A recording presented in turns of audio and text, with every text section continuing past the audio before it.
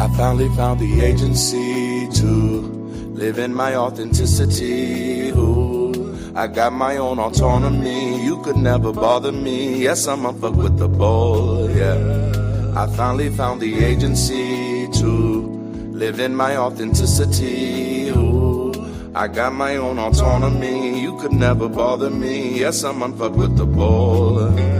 Let me tell you how I know. I had to get up off the floor. I had to get it out the mud. I had to finally let it go. I know my mama told me so, but she could never really know that when a boy was getting older, that his mind was getting sober, yeah. But I'm getting closer now. I had a church, but I closed it down. Had to reverse the emotions. I had to apologize. Selling eternity, willing to die. I was just living a lie. Walking by faith and ignoring the sight. Better off rolling the dice. And what I'm saying is that I'm living and I've learned. I've given and I've earned enough of my concern. And if I'm living, then I'm living on my terms. Call it a lesson learned, but it's finally been confirmed. I finally got the agency to live in my authenticity. Ooh, I got my own autonomy. You could never bother me. Yes, I'm unfuckwithable. Yeah. I finally found the agency to live in my authenticity. Ooh, I got my own autonomy. You could never bother me. Yes, I'm unfuckwithable. I finally found the agency to live in my authenticity. Ooh, I got my own autonomy. You could never bother me. Yes, I'm unfuckwithable. I finally found the agency to live in my authenticity. Ooh, I got my own autonomy. You could never bother me. Yes, I'm unfuckwithable. I can't stop loving in authenticity. I can't stop loving me. I can't stop loving in authenticity. I can't stop loving me. What's up, family? Happy Sunday. This is our first Sunday session of 2025. Welcome to BridgeCity Global. BridgeCity is a group of people from all over the globe committed to building community beyond superstition. My name is Chris Mallard. I'm the host of the Daily Atheist Morning Show, and I'm so glad that you're here with us for another weekend of Sunday sessions. Since March of last year, our community experiment has grown from 52 to more than 6,500 subscribers across 6 continents. Whether you're watching alone, with a friend, or a group, we invite you to participate in these transformative conversations with us as we work together as a community to connect over personal exploration and global elevation. Consider joining our Discord campus and introduce yourself. Speaking of community, if you happen to get here early on Sundays, consider dropping in on our pre-session meet and greet in Discord to get to know some of our awesome community members. They're wonderful. Major shout out to Atheist Odyssey for hosting a Sunday session watch party. We appreciate you and we love you. If you haven't already, make sure to like this video, subscribe to the channel, and hit that alert notification bell. Check out the poll in the chat to let us know if you're a first-time guest or a regular. Consider joining and supporting our channel or connecting with this channel, with its content or community in some way that makes sense for you. And check out our merch and our books by following the links in the chat below. Before we move on to our next segment of this session, if you find this community and these conversations valuable, will you take a moment to share this stream so that it reaches someone who might need some sincere, or be in need of some sincere secular community this weekend? And if you just shared this video, will you let us know in the chat by typing, "I shared this"? Thank you.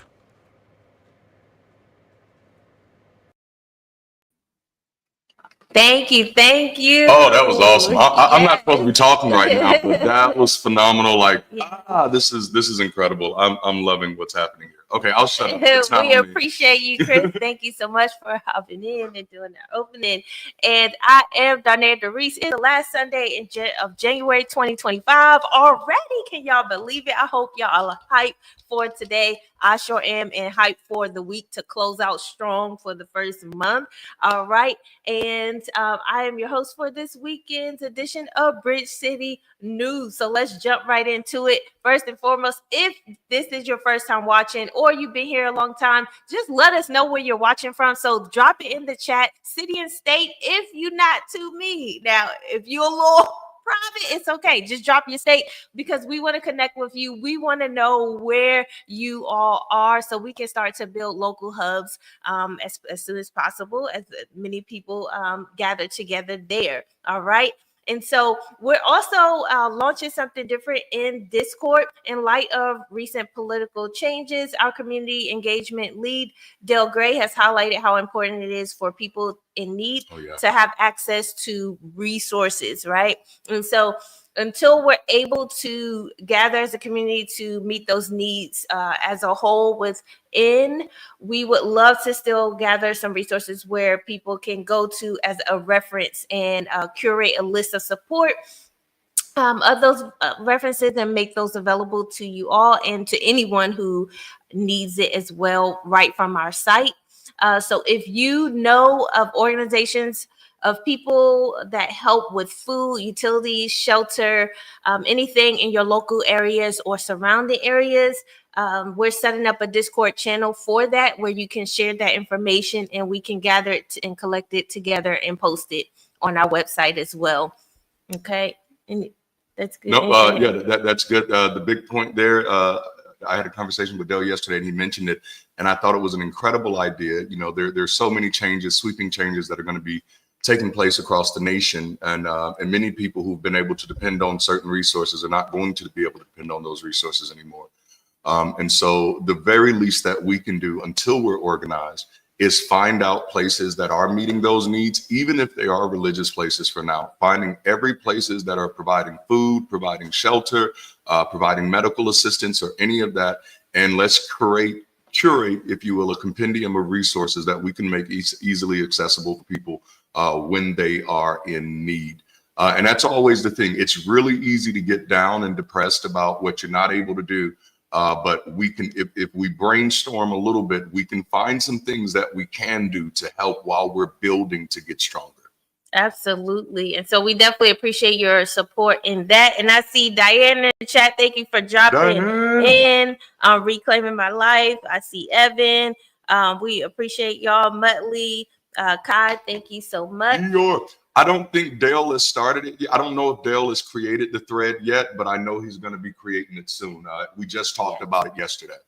Yes. And on Wednesdays this week, come back for the last Bible study with the Ex-Pastor for January 2025. That's for January. Yes. It's the last week. Okay, so come out to close out the month. It's at 5 p.m. Central, 6 p.m. if you're on Eastern time. Our community hosts it every Wednesday, and we were in the book of Leviticus, which, remember the last episode you said you didn't think you would be. Oh man, it got good last episode. Yeah, so, like, dang. You know, some nuggets you can find in anything you're reading, you know. And so if you have a little time, join us back on Wednesday. Also check it out on Spotify as well. And speaking of Bible study, Jason will be coming back for a session who joined us on the book of Exodus. It's coming back for an exclusive conversation for content. I'll jump in on this one. Yes. So y'all know Jason and I, it's coming soon. It's February 9th, right? Yeah. Jason and I, Jason came on with me and partnered with me for Bible study with an ex-pastor for the entire book of Exodus. And then he's actually going to come back and do some more, which I'm really excited about as well. But he mentioned while we were talking, he was like, man, you're doing really great content. The quantity of content that you do is just absolutely, unbeatable. And then the quality of content that he has is bananas. And so he thought, like, what if we get together and do something for people who are out there creating content, who have some questions, who want to know whether it's technical questions about your mics, your cameras, how to set up your lighting, background, backlight, and all that stuff. But you see, I don't have backlight right now. As a matter of fact, you see my dumbbells, they're not supposed to be there, but I forgot to move those. But eventually I'll have some backlight back there to stimmy this thing out a little bit.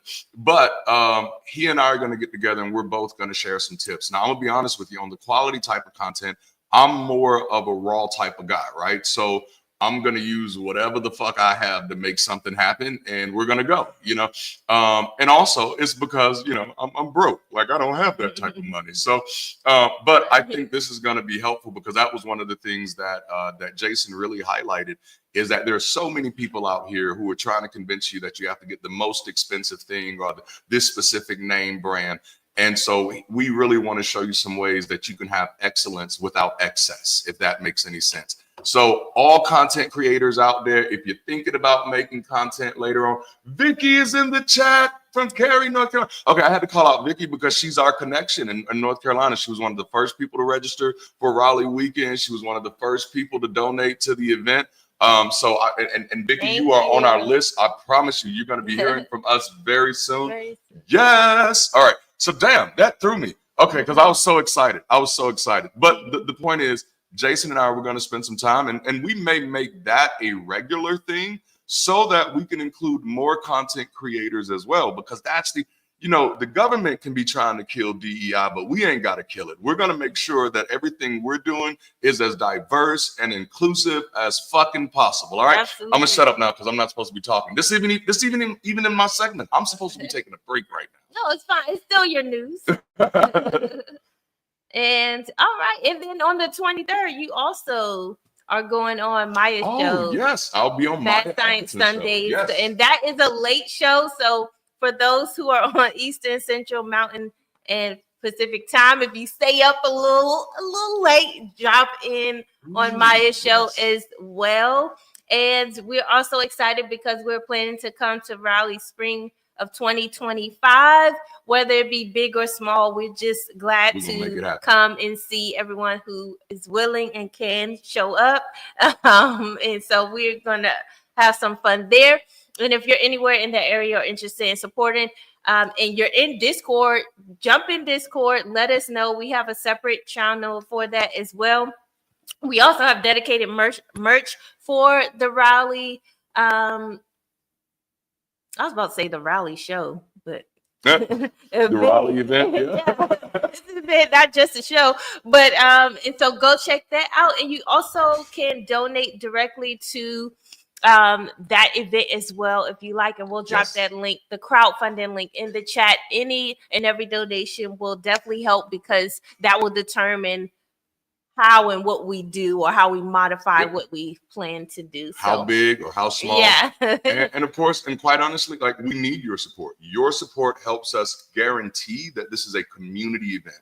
Your support, like we decided a few weeks ago that we're going to be intentional about not having a paywall. That's like, Bridge City is different on fucking purpose. Because we're not just trying to make a name for ourselves. We're not just trying to build a personality cult. We're not just trying to make money. We're trying to build community. Now, community should be sustainable. So yes, it should generate some type of revenue, but there shouldn't be a paywall for people to connect to community.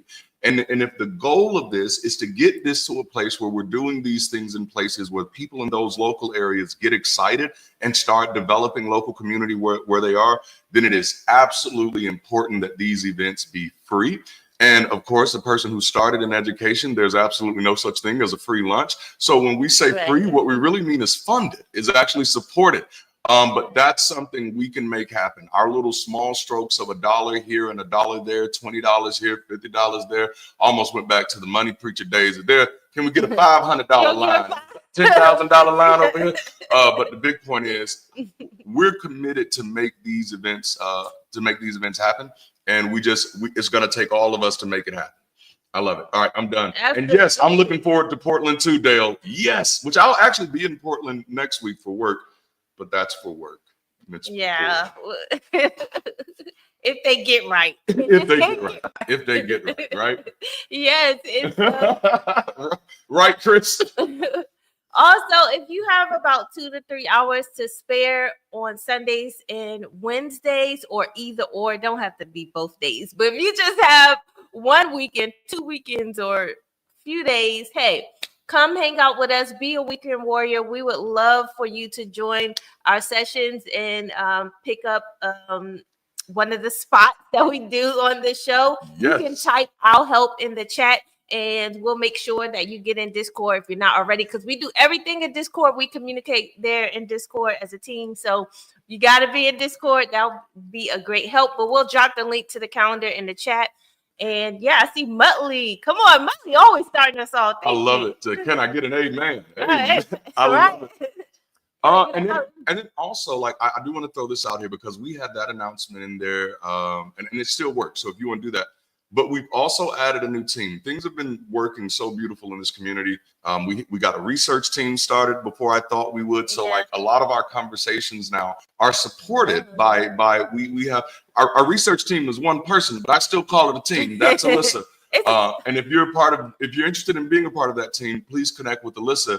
But she literally like resources a whole bunch of information for us, so that we can make sure that our conversations are built on sound, information, which is very important. That's a part of our values: safe, soft, secure, and sound. Like, shit got to be true now.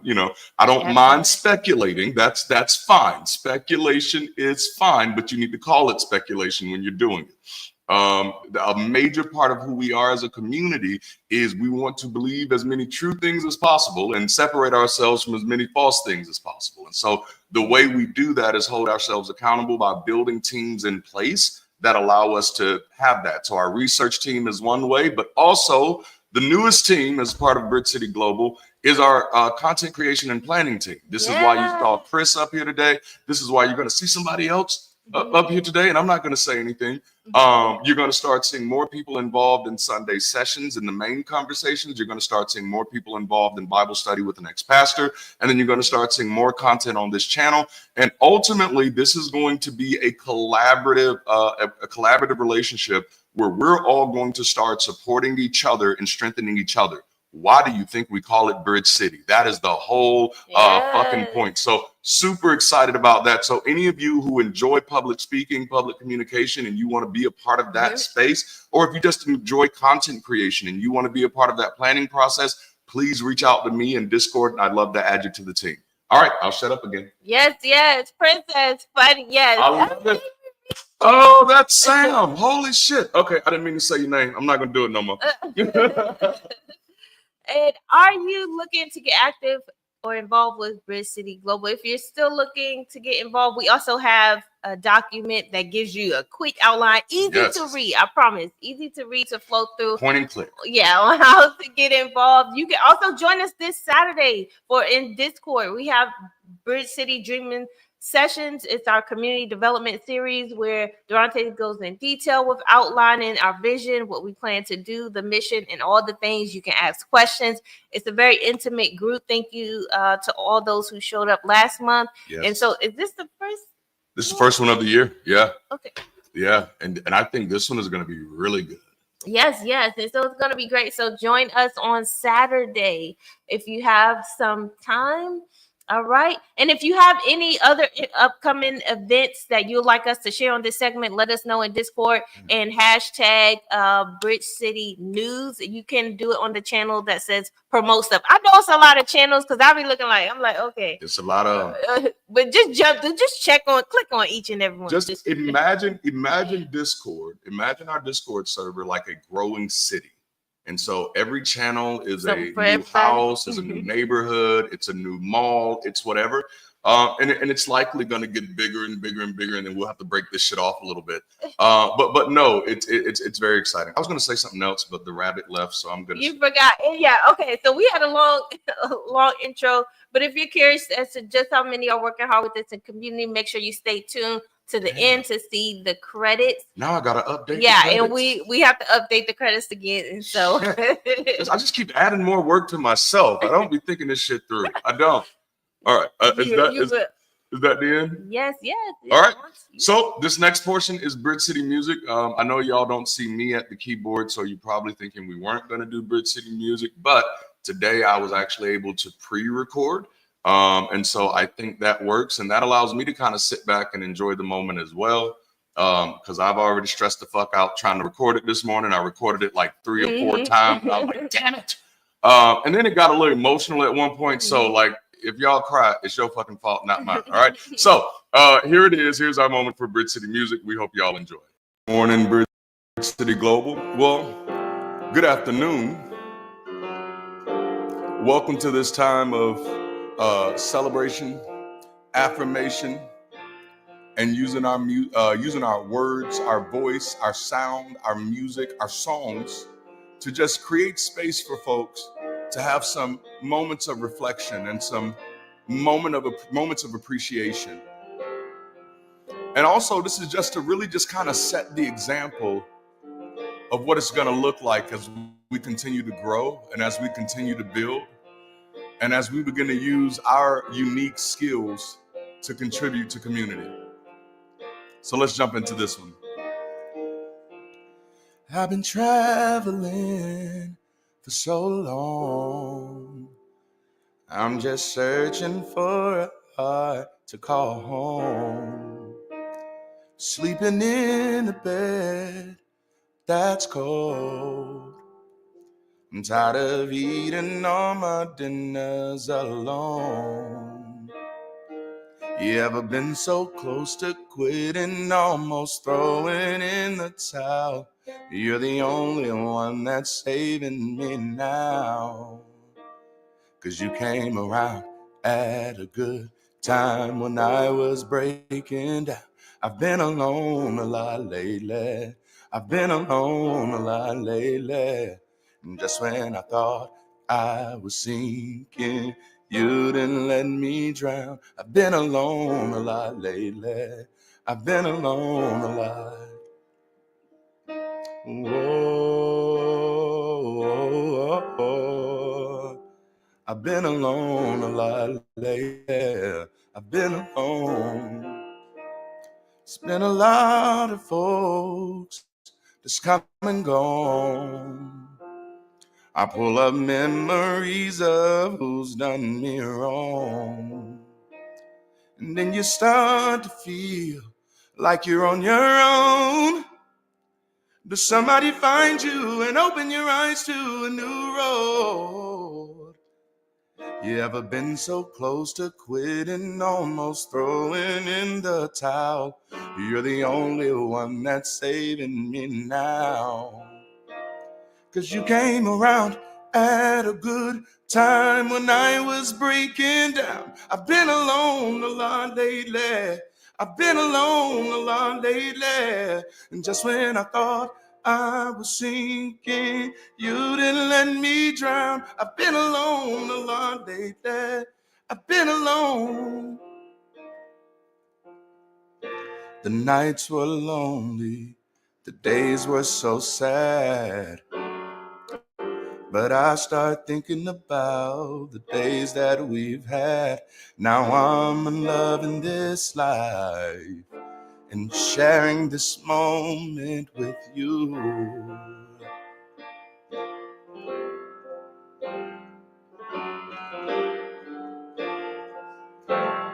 I gotta sing that again.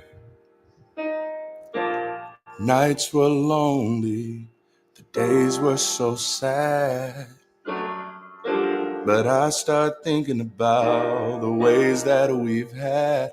Now I'm loving this life and sharing this moment with you.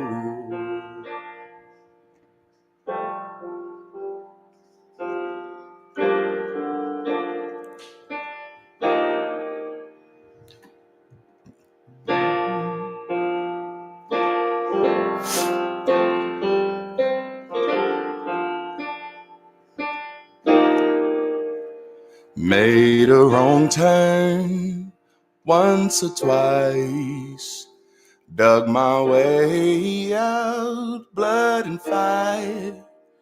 Bad decisions, that's alright. Welcome to my silly life. Mistreated, misplaced, misunderstood, Mr. Knowing it's all good. Look, it didn't slow me down. Mistaken, always second guessing, underestimated. Look, I'm still around. So pretty, pretty please, Don't you ever feel like you're less than fucking perfect and pretty please. If you ever feel you are less than, you are perfect to me, pretty please. Don't you ever feel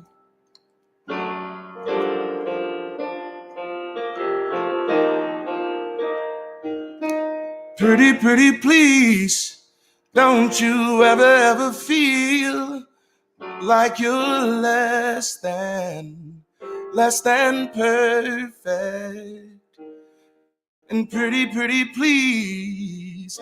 If you ever feel you are nothing, you are perfect to me, to me, to me,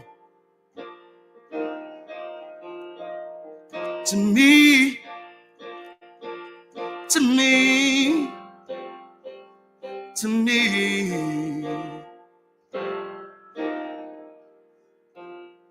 to me,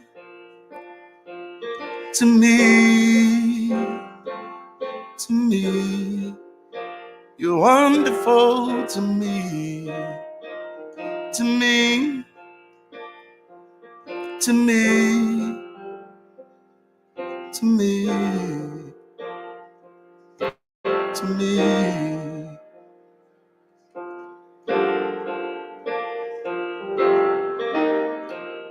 Yeah.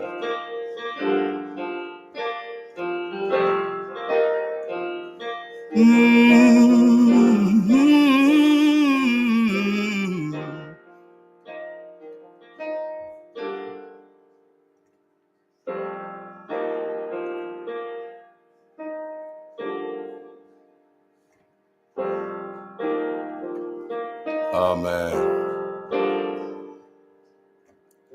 Dancing on the grave that you once lived in. Dancing on the grave that you once lived in. Dancing on the grave that you once lived in. Yeah. Dancing on the grave that you once lived in. Yeah. Dancing on the grave that you once lived in. So pretty please. Don't you ever feel like you're less than fucking perfect. Pretty please. Don't you ever feel you are less than. 'Cause you're perfect to me. Thank you, Bridge City.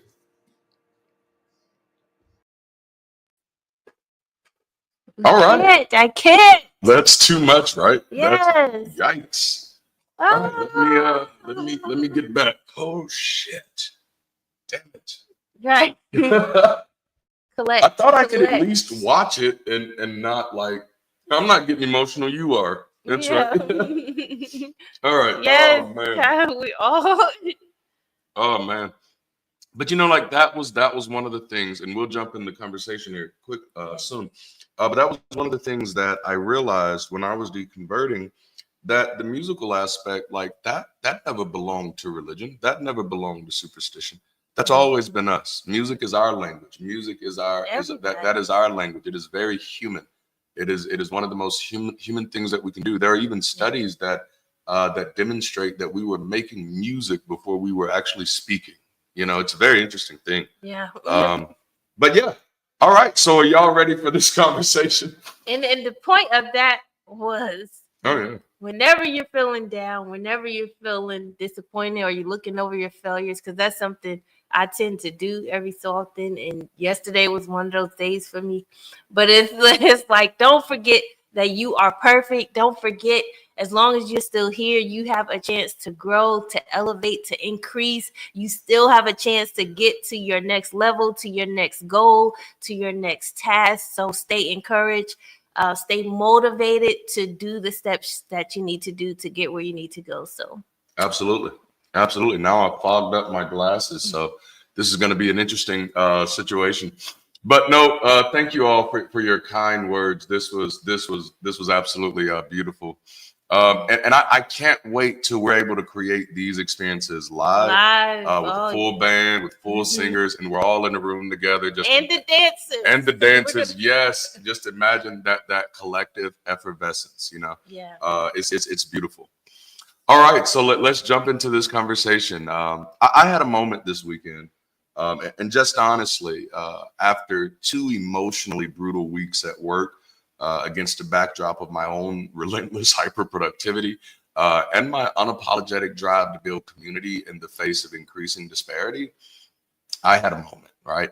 And honestly, I didn't realize until after penning these notes that this moment of anxiety and apprehension might have something to do with the fact that in 4 days, it'll actually be the 1-year anniversary of the first public video that I released on this channel as an atheist, which was my first time coming out publicly as an atheist. And so, there's something about coming to a point, getting to that space where a cycle is kind of changing. You start wrestling with your own mortality. I do it at the end of every year for sure. Like the last quarter of every year, I get really focused on like, oh, what's next and what am I doing? And so the thought was, what the fuck am I doing? Like I'm completely in over my head. I mean, yeah. This channel and community has grown impressively over the past year, but what gives me the audacity to think that it could ever be anything than this? I'm Black, I'm working class, barely escaping the grips of poverty.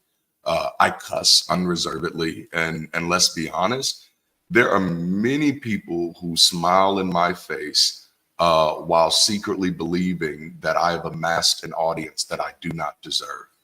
I don't really fit neatly into the narrative of what already exists in the secular community. These are the thoughts that I was wrestling with, and I silently lamented that perhaps I'm too Black, I'm too loud, I'm too proud, too poor, too direct, too bold, too free. And to me, that perhaps, I am just too much. And I would be being dishonest if I didn't admit that I haven't wondered why certain invitations haven't come. And sometimes that makes me wonder, like, damn, maybe I'm just doing too much and hyping myself up. But I gotta be honest, if I wasn't too much, I would never be enough, bars. But I mean, let's do the math. While attending to the demands of a 60-hour work week, I release a new video every weekday. We currently have 3 regularly scheduled live shows that are intentionally community and collaboration focused. I randomly drop in and do hour-plus lives, just randomly. On top of that, we're now planning not 1, but 4, possibly 6, hell, maybe even 12 on-site events throughout 2025 without a real budget. And now I'm wanting to add 2 new shows to the channel, one of which would be daily. For a few minutes, I begin to cave into the thoughts that, dude, this is never gonna work. You know what I'm saying? And remember, where I went back to is where I was for years. Because while I was an atheist in the closet, my wife and my kids knew. And most of the time when I was, trying to write stuff and trying to pull my ideas together, I honestly felt like, I cannot remember his name right now, Nash. Can't remember his first name, but a real gentleman. They did a movie about him called Beautiful Mind. I felt like any day somebody was going to come look in my Google Drive and say, bruh, this is all scribble scrap. I think it's Robert. Is it Robert Nash? I think it's Robert F. Nash. That might have been his name. But like, I felt like that. Like, and so I was kind of going back into that moment. Like, dude, you're going into, I don't know, like a hyper moment, and you're all over the place. And so I was like, there's no way in the world that I could make this happen. I'm just doing too much, and all of this is really just a waste, and that maybe none of this is making a difference or is needful or is helpful. This was the moment that I was having. And I was sitting at my desk, you know what I'm saying? And then I got a message from Kyle. And so we jumped on the phone, and she updated me on some conversations she's been having with people in the community. And that just lit me up. You know, she's telling me different things that people are working on, different things that people are excited about, things that she's been working on. And that was just a reminder, like, oh man. And then I got a message from Dale, you know, who I'd kind of been worried about, but you know, and then he updated me about his upcoming grandbaby, you know, and that, you know, and he reminded me that he had been working on his son's bathroom as a Christmas present. Yeah. I'm just like, man, like you don't hear that a lot. So it's nice to hear a father's doing something for the sons. You know what I'm saying? Like, I'm just like, oh shit, go ahead, Dale. And then he got a grandbaby on the way, and like, I'm a sucker for shit like that. Like I am, you know what I'm saying? But then he also started sharing ideas with me about how our community can help point to resources, which you heard in the news segment today. He says, like, even though we're not in a place to provide those resources yet, and I did say yet, because the goal is to get there. He said we can at least start sharing things with other people, start pointing people to where they can get. And in the middle of that conversation, Dale reminded me of how much he appreciates the community aspect of our mission and how necessary it was. You know, if I was still a believer, I would say, look at God. Look at God. But he said, and I quote, he said, without community, people are forced to bow. And I said, wow. Not to be funny, but you know. All right, bow wow. Don't be bringing up your childhood question to this. Don't you be doing that. Don't you be doing your childhood question to this. Oh man. Oh man. This is so amazing. But no, he said without community, people are forced to bow. And I thought about that, especially in the context of things that are going on now, because that's also the backdrop. You know what I'm saying? That's also the backdrop, is that things politically are shifting in this country. Yeah. And there are going to be people who are going to be losing access to stuff. And in order to get access to stuff, they're going to feel like they are forced to bow. Mm-hmm. And so, man, he reminded me in that moment that in a world of increasing turmoil, community is our opportunity to be each other's savior. And that's the good thing about shifts, because when you follow history, there are so many shifts, whether Great Depression, you got recessions going on, you had Watergate, Reagan office.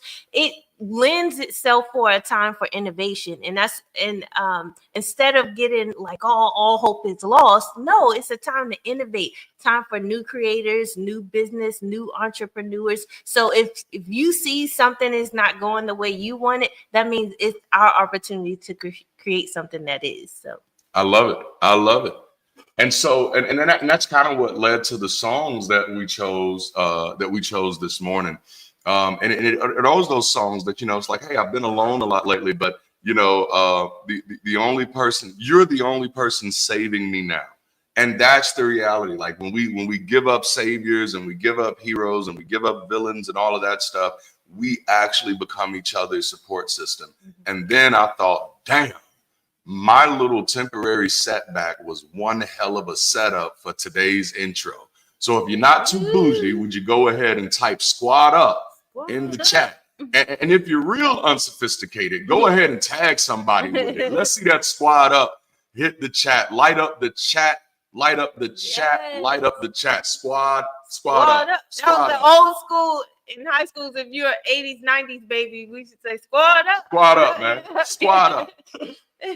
So as we continue to explore the power of community and the unbreakable bond that comes from supporting one another, it is also important to acknowledge the deep-rooted wisdom found in cultures around the world. So one such principle is that Ubuntu? Ubuntu, yes. Yes, a powerful African philosophy that emphasizes the interconnectedness of humanity. So Ubuntu teaches that we are not isolated individuals, but part of a greater whole. Yes. Our humanity is shaped by others. And so in the spirit of Ubuntu, a squad that truly squads up recognizes that no one is left behind. Thank you, George Bush Jr., I guess. And each I didn't see that coming. that each person's strength adds to the resilience of the whole. This connection is what allows us to stand together even in the most challenging times, because our individual well-being is intrinsically tied to the well-being of those around us. Absolutely. And Ubuntu, it's found in diverse forms in many societies through Africa, more specifically among the languages of the East, Central, and Southern Africa. The concept of Ubuntu is a cultural worldview that tries to capture the essence of what it means to be human. In Southern Africa, they find its clearest articulation among the Nguni group of languages. In terms of the definition, it was Desmond Tutu who observed that Ubuntu is very difficult to render into a Western language, which I've actually been struggling with this one for a while myself. There's a few. There's Ubuntu. There's another one, Harambe, which we kind of call it pulling together. But it speaks to the very essence of being human. When you want to give high praise to someone, we say you no Ubuntu, which means he or she has Ubuntu. 21st century of mine, man. Oh man, we love you. Support the channel. Everyone is going to reach the world and change the history of humanity. We are witnessing a legendary podcast in the making. Oh man, like, oh my goodness, that hit me in all the right places in the heart. That is absolutely beautiful, Tristan. We love you, and we cannot wait to do more stuff with you. Oh my goodness, I love community. So this means that a person is generous, hospitable, friendly, caring, and compassionate. They share what they have. It also means that my humanity is inextricably bound up in theirs. We belong in a bundle of life. We say a person is a person through other people. That's what this Ubuntu is. I am human because I belong. I participate and I share. A person with Ubuntu is open and available to others, affirming of others, does not feel threatened that others are able and good, for he or she has a proper self-assurance that comes with knowing that he or she belongs in a greater whole, and that whole is diminished when others are humiliated or diminished, and when others are tortured or oppressed or treated as if they are less than who they are.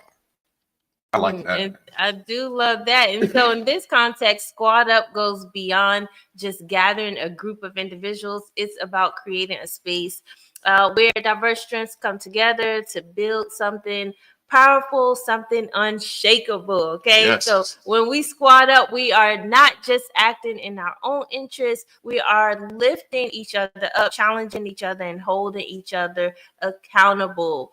All right. And so it's in our shared effort that we become greater than the sum of our parts. Now let's dive deeper into what it means to squad up and how we can build resilience and solidarity through the principles of mutual support, accountability, and collective vision. All right, so we're gonna jump in. What does it mean to squad up? So squad up, in the context of building resilience and strengthening community solidarity, can be seen as creating a united, empowered group that supports each other, works together, and holds space for personal and collective growth. Okay, both. You don't have to negate either or. So here's the principles that align with these goals. And one is mutual support and accountability. Yes. A strong squad is built on the foundation of mutual support. Each member has the responsibility to help and hold each other accountable, especially when times get tough, and that can be looked on upon or acted upon in different ways. Yes. Right? So this principle fosters resilience by creating a network of people who will step in during hard times and celebrate wins together, keeping everyone on track and motivated. Oh, yes. And just to kind of remind you all of what we're talking about throughout this series, and we still have 2 more weeks before we wrap this thing up, but we're talking about how to become unfuckwithable, both from a personal space and then also as a community. And so the goal of today, last week we talked about the importance of personal authenticity and how that impacts your sense of resilience. Today we're talking about the importance of a squad.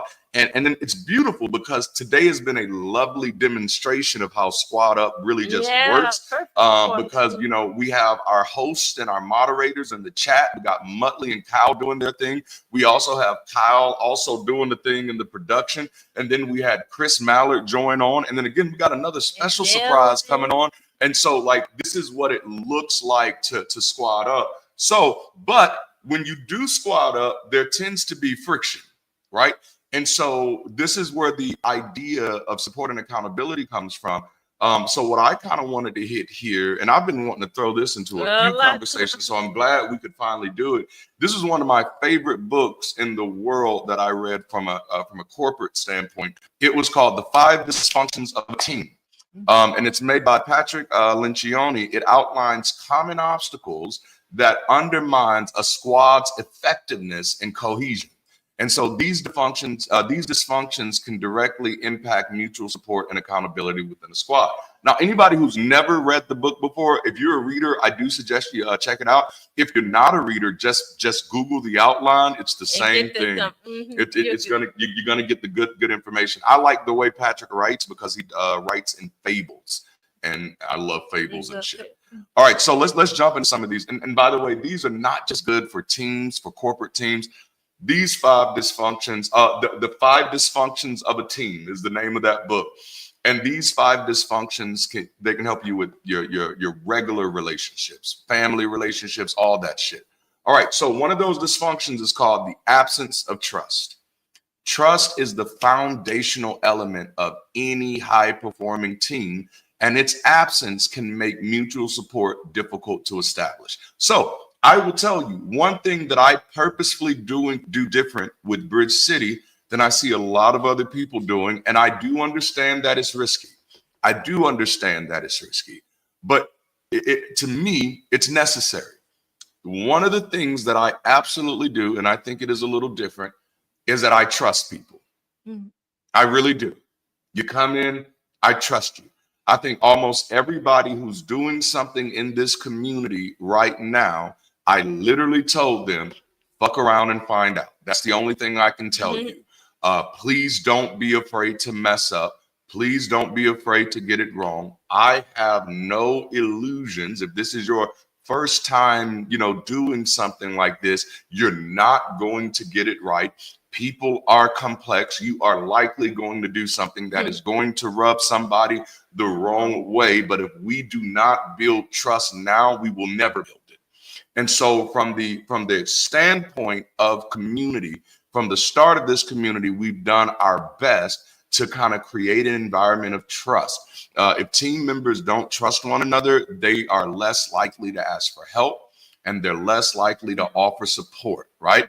Out of fear that it will be used against them or seen as a weakness. So without trust, there is no real accountability. Right. If team members fear vulnerability, they may avoid holding each other accountable or fail to take responsibility for their actions. I find that when people feel safe to fall, when people feel safe to fail, that they feel comfortable letting you know that they did so. They feel comfortable living in that. When it's like, oh shit, I just fucked that up, didn't I? Yeah, you did, but it's okay. That's the same thing with the parent-child relationship. Yes. Because you get the feeling that maybe you as a child back in the day, or even if you have children now, they may or may not feel comfortable. Yes. They feel like they failed or made a mistake. Absolutely. Absolutely. So it's very important to create that legitimate trust from the very beginning. Otherwise, accountability can come across as punitive rather than constructive, which will create a toxic environment where people resist responsibility. So if we're wanting to build a solid squad, we're wanting to squad up out here, then we're going to have to work on that trust. Is that good? Is that good? Man, just had that thrown in my face yesterday. An untrustworthy person I had trusted trying to ruin me. Man. Wow. Woo. And the thing about with trust, and I know growing up, at least in my experience, you're almost taught to give out blind trust, if you will. Like you automatically trust your parents just because they had you. When you don't know this person, you definitely don't know your parents yet until you start to get to know them, right? Yep. Or with family, or just at work, you trust the CEO. You trust that they're doing things, their team, the leadership is doing things to keep the business afloat. And then sometimes you realize, they may not. So I just want to say that trust doesn't always mean to blind trust. You can still fact check. You can still do your research with the understanding, that I'll put this on there until I find something different. So, absolutely. No, And most times, like, I trust that you're gonna mess up. That's what I trust. And honestly, I hope that you do. I hope if you don't mess up, I'm terrified. If you do not mess up, I am terrified, because that means you're not learning. Yeah. You know what I'm saying? And I don't know if y'all have noticed about me, like, I'm kind of hyperproductive.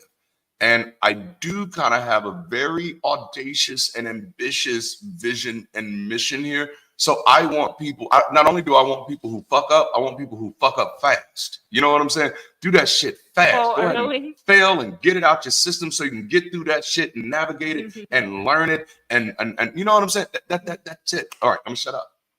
Yeah. So one of the other dysfunctions that are mentioned in that book is fear of conflict. And it's like, in any area, at work, with the team, with any team, you can have that fear, with anyone in general. So when team members avoid conflict, though, they often suppress issues that need addressing. And that's a hard area, because that's been my go-to as far as defense, is just to avoid conflict. That's just always been my thing. Like, no, keep the peace. Like, we don't need to be doing this. But this means that tension or concerns may not be brought to the surface or brought into that person's attention or even your attention. And so preventing mutual support to take root. If people are unwilling to engage in healthy debate or challenge ideas constructively, it prevents the team from truly supporting one another. And to be quite transparent, it's so funny, because some of the things, one thing Darante used to say is like, you got to give me the chance. Give me the chance to let you down. Give me the chance to surprise you with my response. And it's the same with any relationship. Your parents on your end, even as adults, children, it's like, give the other person a chance, because we shouldn't assume, because sometimes you may just get the opposite response, or you may be surprised. And so we have to address those concerns. And it's also a weight lifted off your chest, clearing the mind, giving you peace. So a fear of conflict leads to lack of honest conversations about poor performance or missed opportunities. Team members may avoid addressing issues directly with each other, which creates gaps in accountability. When people don't speak up, they can inadvertently enable subpar behaviors or decisions to continue undermining collective progress. And then also, if you don't say anything or mention that someone is, that's not quite the right way to do it, they may not know. They may say, nobody told me anything, so I'm doing it the right way. And you just may have the person on your team who really know, no, I was doing it that wrong, and they won't have a problem with it because they want to get it right. Gotta want to get it right. We can't be afraid to talk to each other. And this really does make me want to reframe it makes me want to reframe the Get in the Game series. and bring that back, because the big idea of that when I did that in the church world was to help people understand that church is a community sport, a contact sport. Trying to work with our friends, families, and communities to not avoid conflict is rough but necessary. Thank you all for fostering community. That is absolutely beautiful, Robert. Thank you. It's absolutely true, because I think where we are now, and like I said, I'm gonna reframe that series, because community is a contact sport. You're gonna have to get in the game, and like honestly, the absence of friction is the absence of energy. The absence of friction is the absence of energy. Is the absence of synergy. If we're not feeling that friction every now and then, we're not close enough. If we're not feeling that friction every now and then, we're not concerned enough. If we're not feeling that friction, see, and that's the real danger of fear of conflict, right? If we're all sitting in the room and everybody's afraid to say something, then what we're absolutely creating is a space where none of us care about what we're working on anymore.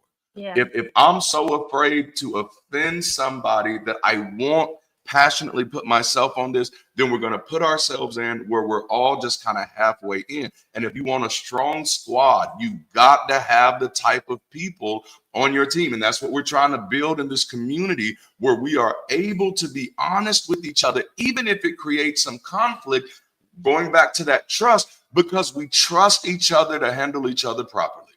Yeah. All right. So like one of the things that we used to do in arguments is the question comes up, we're arguing and it's getting heated and there's a lot of friction, and then there's a lot of F words getting ready to come out because of the friction. And you say, hey, do we plan on staying together after this or not? That's the question.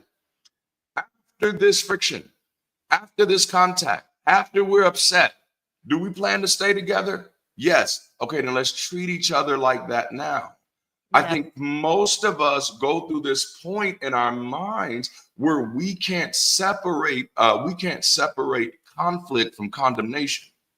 You know what I'm saying? And so what that causes us to do is to get on opposite sides of the fence and dig our heels in. But we want to do the opposite with conflict. We want to use that conflict to move to solutions. And so if you're really building a solid squad, man, you got to be able to say the words. You got to be able to talk to each other. But that's why that trust comes in there, right? Right. All right. So man, this is getting good.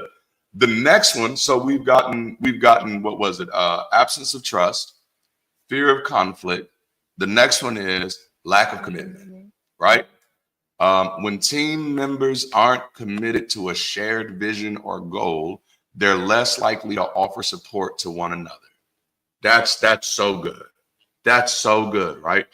Lack of commitment leads to apathy, where individuals may not care about the success of others or the team's collective outcome, diminishing the effectiveness of mutual support. So let me make, that's right. Without friction, you can't make no babies. If you want to make babies, you're going to need some friction, you know, right. Got to have that friction. So friction is good. Oh man, I like this. Yes, Captain, it's okay to disagree. That's right. It does. You're two different people, two different experiences. Yep. In life. Yeah. That is one of the things that we do our best to try to remind people of, is get out of this place where you have an expectation for people to share your thoughts, feelings, and experiences. Exactly. That is superstitious. You know, you should think this because I think this. Well, like, especially if you've never met that person before, right. Like you don't know what has shaped them into being them. And so we've got to do a better job of being human and allowing others to be human as well. Yeah. You know, I don't like polarization, you know, and that is something that I have seen a lot of in the secular community, because it looks like, and this is my problem with it. It looks like we're always looking for a reason to not be humanist anymore. You know what I'm saying? Yeah, I'm a humanist unless this person says this. Yeah. I'm a humanist unless this person is like this. I'm a humanist unless this person believes this. And I'm like, no. And that's why I highlighted in our last conversation that by far and large, what I seem to see in the United States is American humanism, not global humanism. See, I'm a global humanist, so all humans are humans to me. You know what I'm saying? Even the humans that I don't agree with, they're still human to me. I'm not looking for a reason to dehumanize them. I'm not looking for a reason to take their lives. No, we're trying to make things work. My goodness. And again, speaking of, that's my commitment. Yes. Oh man. So like when you don't have that commitment, it leads to apathy. You know, a lack of commitment means that team members won't feel compelled to hold each other accountable. You know, one of the reasons, this is good. One of the reasons are because I'm committed to the growth of Bridge City, I'm committed to the growth and success of every member of Bridge City. Yeah. That's how commitment works. Oh man, see, some people have never been committed all the way in. You know what I'm saying? Like, but no, when you're committed to a thing, no, I'm committed.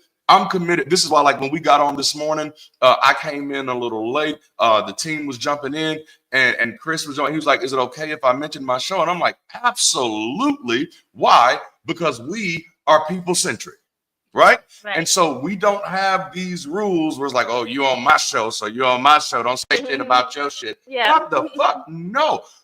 If I care about the things that I claim to care about, if I care about the things that I claim to care about, then I want every person who partners with our content to be just as successful as we are. Right. If anything, that's how we all stay successful.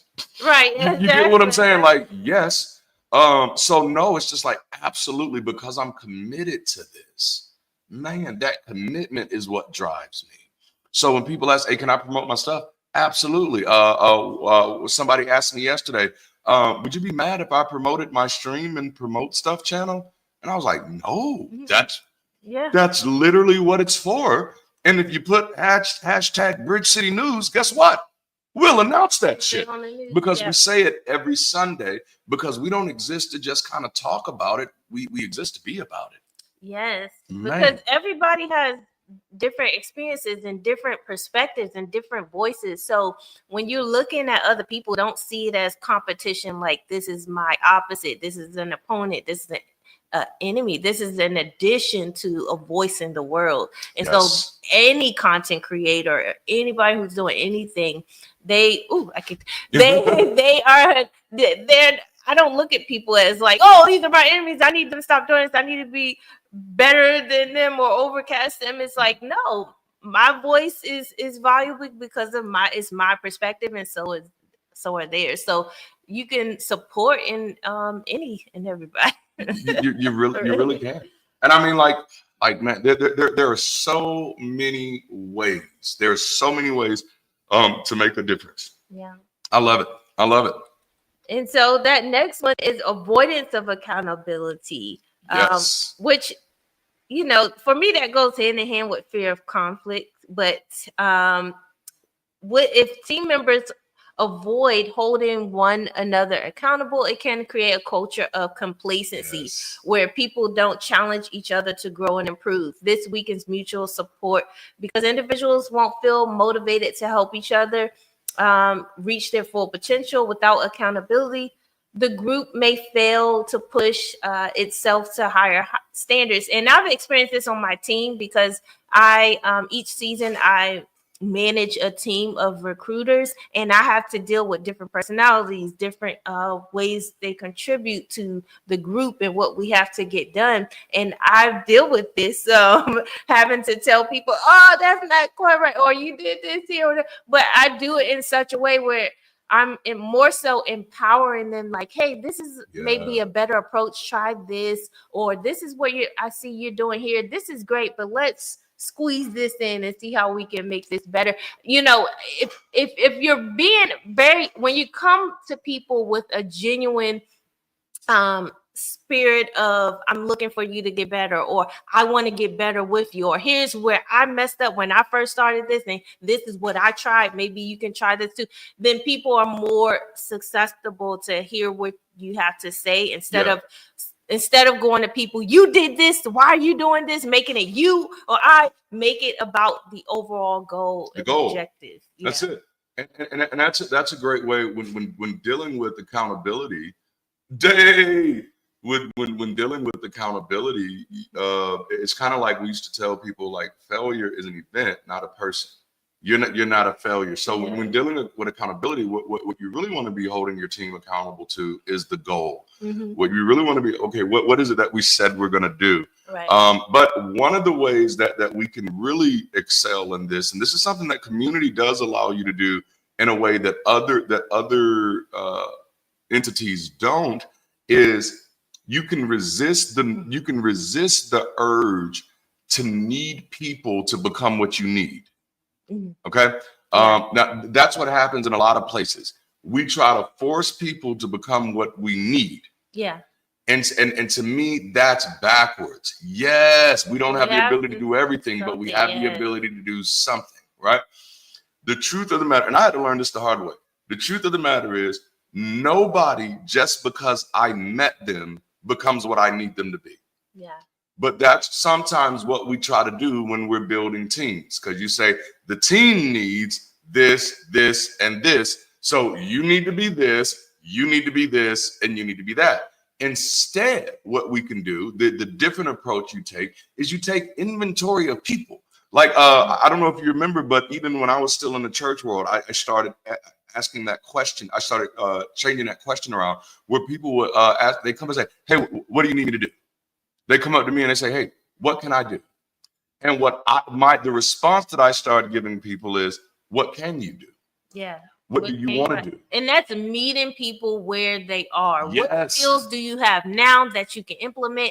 And then where can we put in place for you to grow? And so. Yes, it's beautiful. And so this next one is inattention to results, right? All right, so this is a major one, right? This is this is a major one. When individuals or teams focus too much on personal goals or priorities, it weakens the sense of mutual support, right? If team members aren't working towards the same shared goals or outcomes, they may withhold support or fail to help one another align their efforts. And so inattention to results often leads to individuals putting personal successes ahead of the team, ahead of the team success. And so it's kind of like, well, because I did good, then everything is good. And you see this a lot in corporations. You see this a lot in movements. This is actually a major conversation in the Black community, inattention to results, because there's always, well, no, the Black community is doing well because such and such is doing well. And it's like, no, that's an inattention to results. You're conflating individual success with community success. Right, the two are not the same. You know what I'm saying? And so, because sports, yes, in sports, absolutely, we won. We played that. We've got to win it together. It doesn't matter how many points you scored if we lost. You know what I'm saying? Like, I scored 38 points. Yeah, but we lost by like 50. Like, so I don't know why you bragging, bro. This is not a flex, man. Oh, that is awesome. That is awesome. I will keep that in mind. I love that. I got to write that down. Kyle, can you put that somewhere for me? Oh, damn, I'm treating you like my assistant. I'm sorry. I'm sorry. The team may become fragmented with people pursuing their own interests rather than working together towards the shared goal. And again, that's why I like to take it from the other way. Figure out what's important to people, and then figure out how you can plug that into the community. Figure out what's important to people.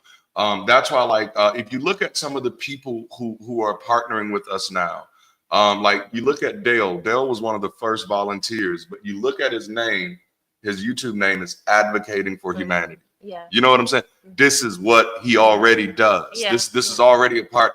He didn't find religion when he found BridgeCity. You know what I'm saying? It wasn't, this is something that he was already doing. This is who he was. When you look at Kyle, and you go and look at the Atheist Odyssey, and you look at the work she's doing with RFR, and you look at the work she's doing with the ACA.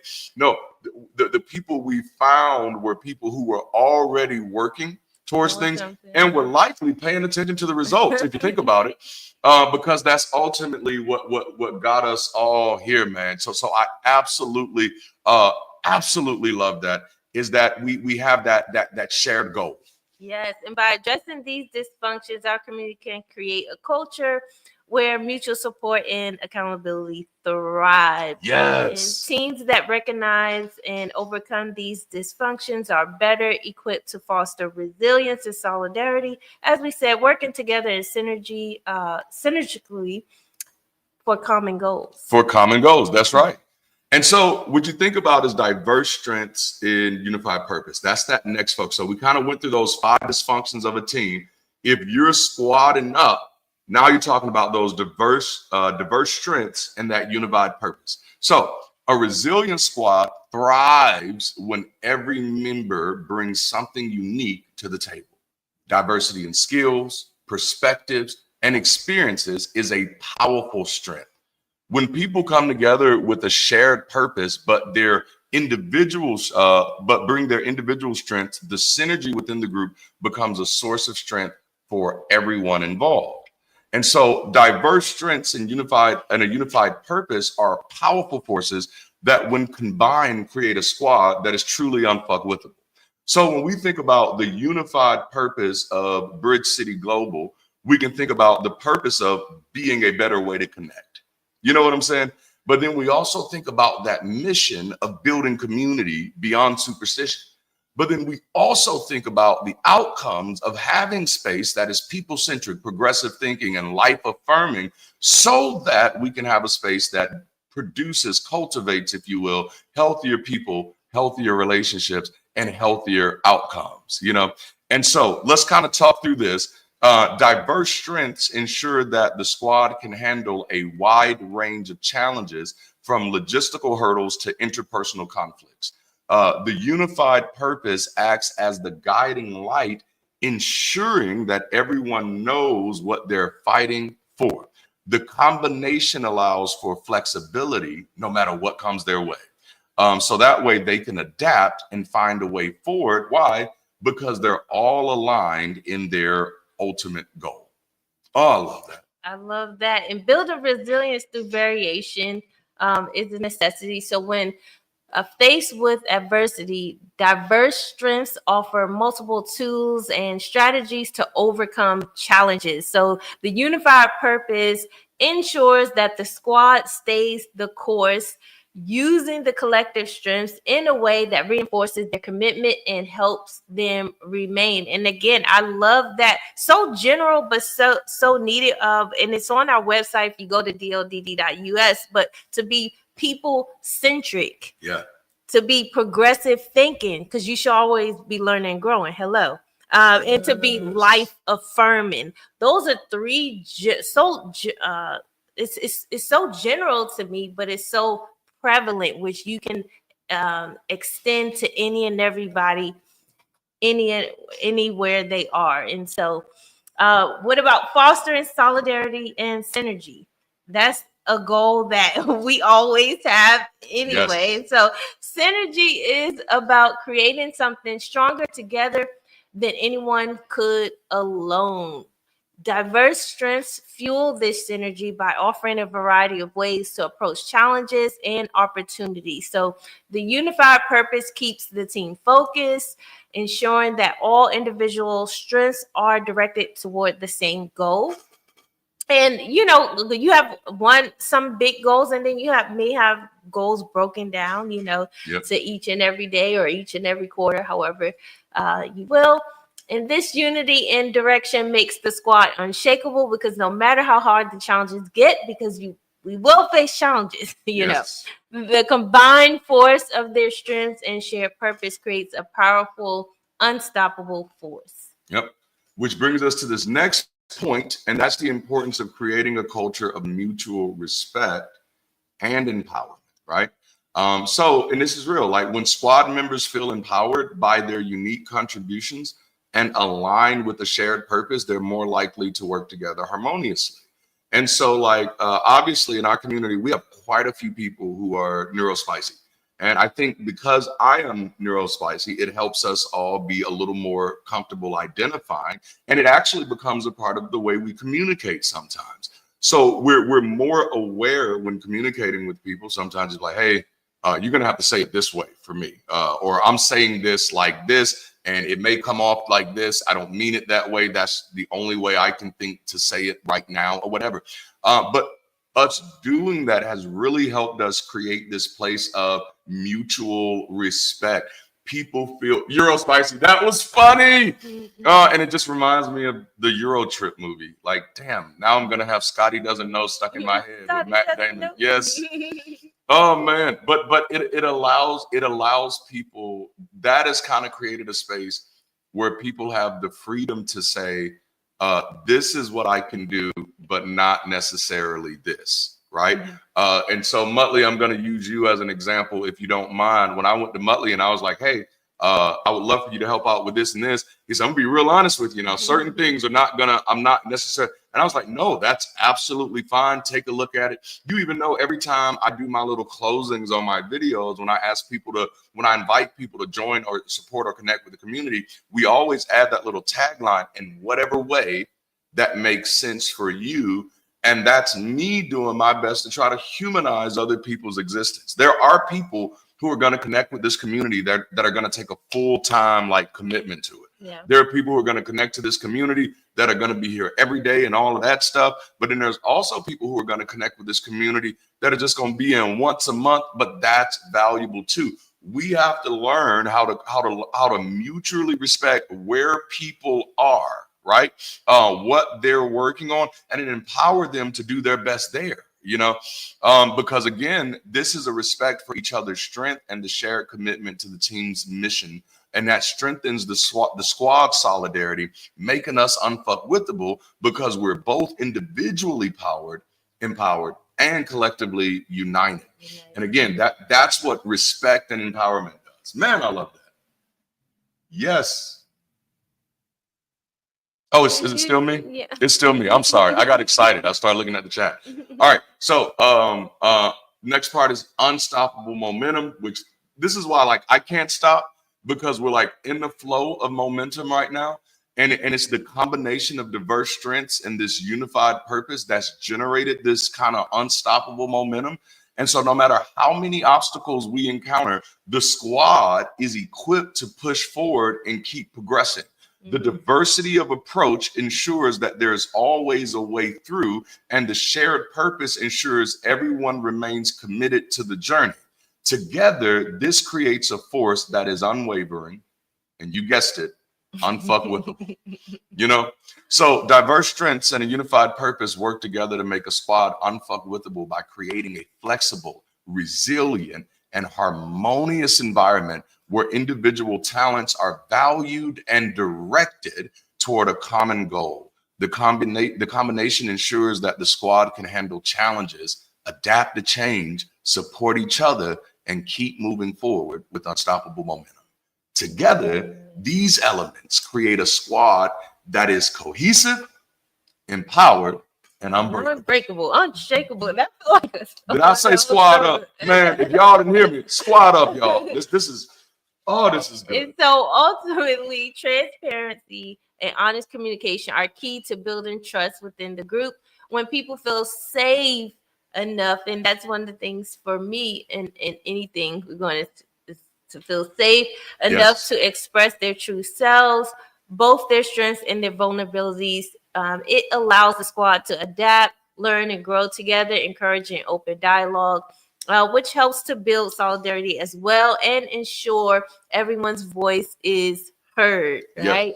And also radical transparency. And the principle in that is about being open and honest in all communications, even when it's uncomfortable. Yeah. And then you really just being human, you can literally say, hey, I want to be transparent here. I want to be honest, but I don't know the words. Yeah.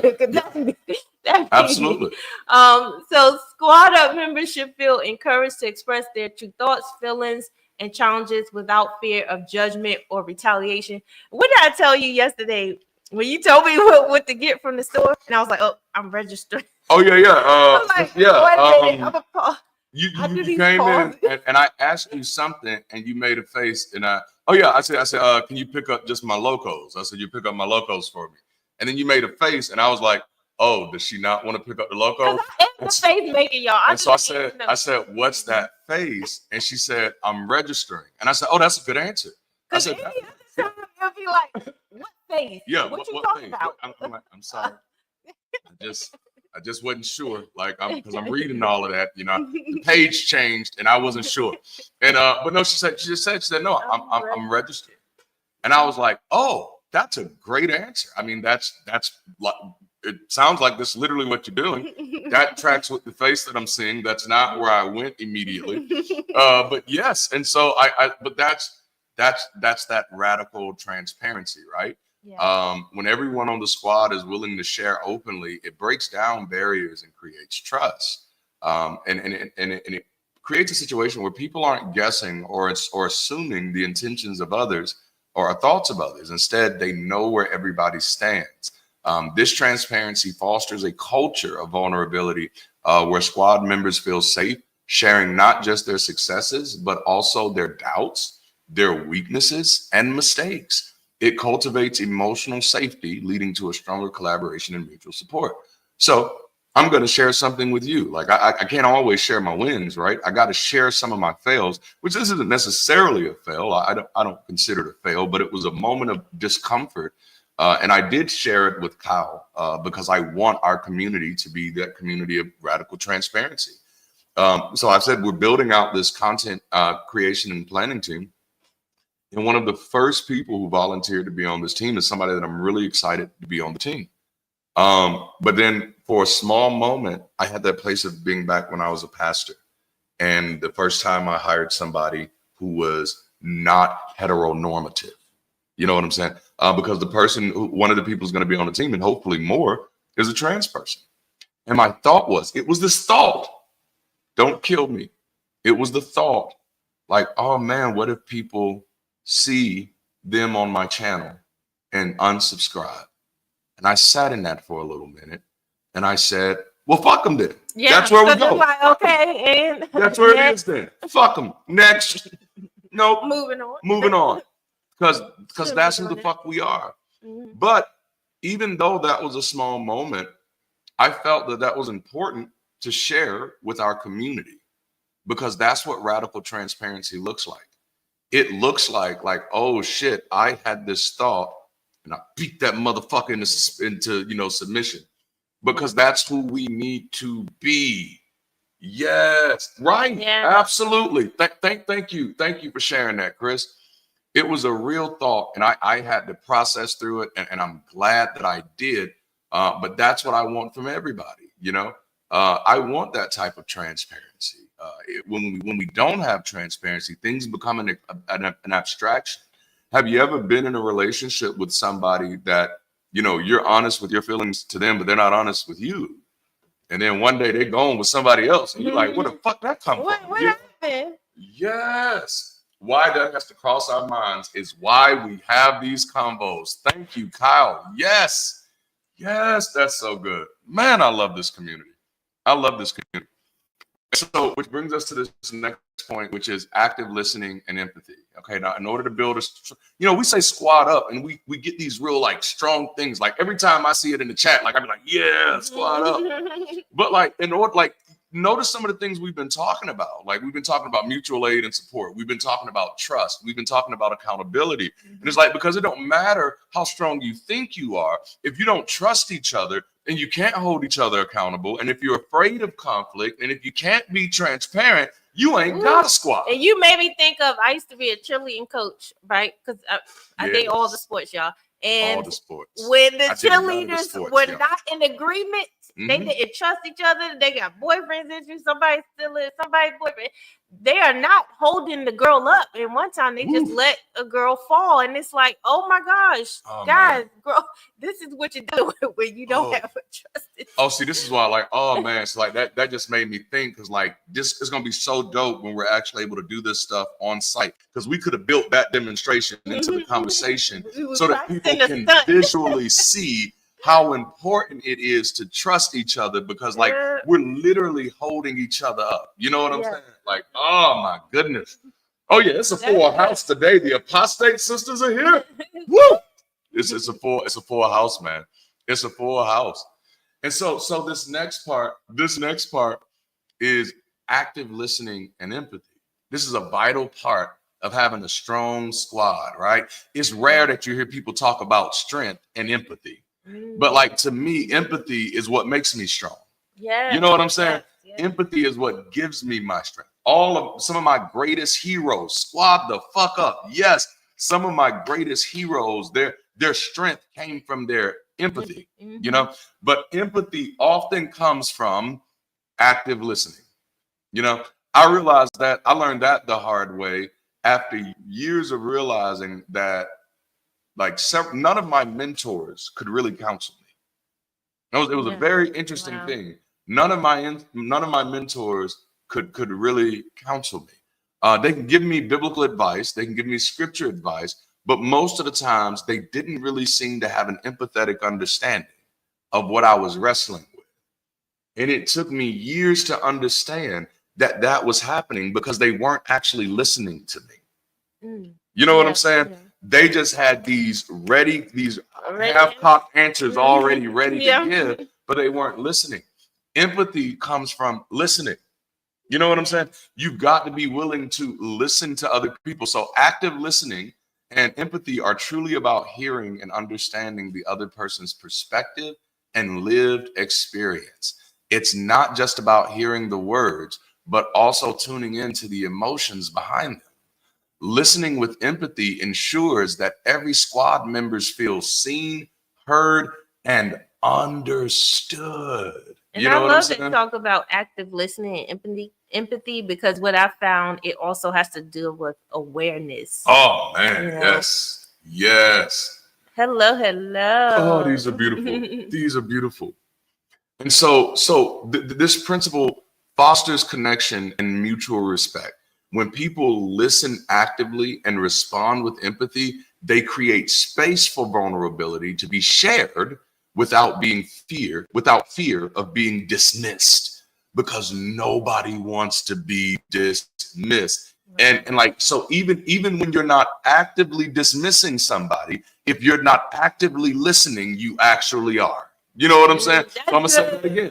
Even when you're not actively dismissing somebody, if you're not actively listening, you actually are. Man. And you know what helps with that? Because my husband, he does it a lot. He's like, wait a minute, say that again. I wasn't listening. And it's a good laugh. It's like, oh, I got you. Because you be focused on a lot of things. Some things run in your head. And me, I'm just the type of person, I'm going to go. And sometimes you have to slow me down. Like, hey, you don't have to do that. Get the kids to do that. Or, hey, just sit down, relax a little bit. Yeah, I have a hyperactive imagination, so it's never just you talking to me. It's always you and everybody who I've ever come in contact. Like, they all live in my head. They always talk. Be in meetings all day for like 18 hours out the time. I do be in meetings all day. It is. Like, at least I do get to have some good meetings. The only good meetings I have are the meetings with my team. My team is fucking phenomenal. Which is why I'm trying to recruit all the asses to Bridge City, every single one of them. Grab them. But yes. So this principle of active listening and empathy fosters connection and mutual respect. When people listen actively and respond with empathy. I think I said that part, didn't I? Yeah. Oh, this I just didn't hit that last part. It strengthens bonds, ensures that people are valued, and enables more effective collaboration because each member's viewpoint and emotional states are acknowledged and respected. And I want to take that. I want to take that, to another level, because that empathy and these are the things that we have to challenge ourselves to do. We don't have to mirror what we've seen. And I think this is one of the biggest reasons the secular community was uncomfortable with this idea of doing stuff that kind of looks like church, because then they're afraid, well, if you're using this type of church framework, then you're going to become like church. And it's like, no, we are fully autonomous beings. We don't have to mirror what has been. But I realize a lot of times when it comes to organization, period, that's what people are afraid of. They're like, well, if we do this, we're going to start becoming just like that. Well, I mean, if you choose to do that, you're going to do that. You don't have to mirror what has been. One of my favorite, favorite CEOs that I ever studied. I had a concentration in leadership when I got my first degree, so I had to study different CEOs and stuff. Reed Hastings. CEO of Netflix, and because he had this philosophy that I'd never heard before at that time, but it was something that I always wondered why companies didn't do. But he said, our employees don't have schedules. I don't know if that's still the case. They were a smaller company back then. Right. But he said, our employees don't have schedules. They don't have a lunch. They don't have a break. They don't have to be here for a certain amount of time. They come in, they do their work. If you got to go to the bathroom, you don't have to raise your hand. You know what I'm saying? If you decide you're hungry at 11 instead of 3, go get you something to eat. And I absolutely thought that was beautiful. And his rationale was because we only hire adults. That was his rationale. We only hire adults. And so we hired you. You know what your job is. You know what it takes to get your job done.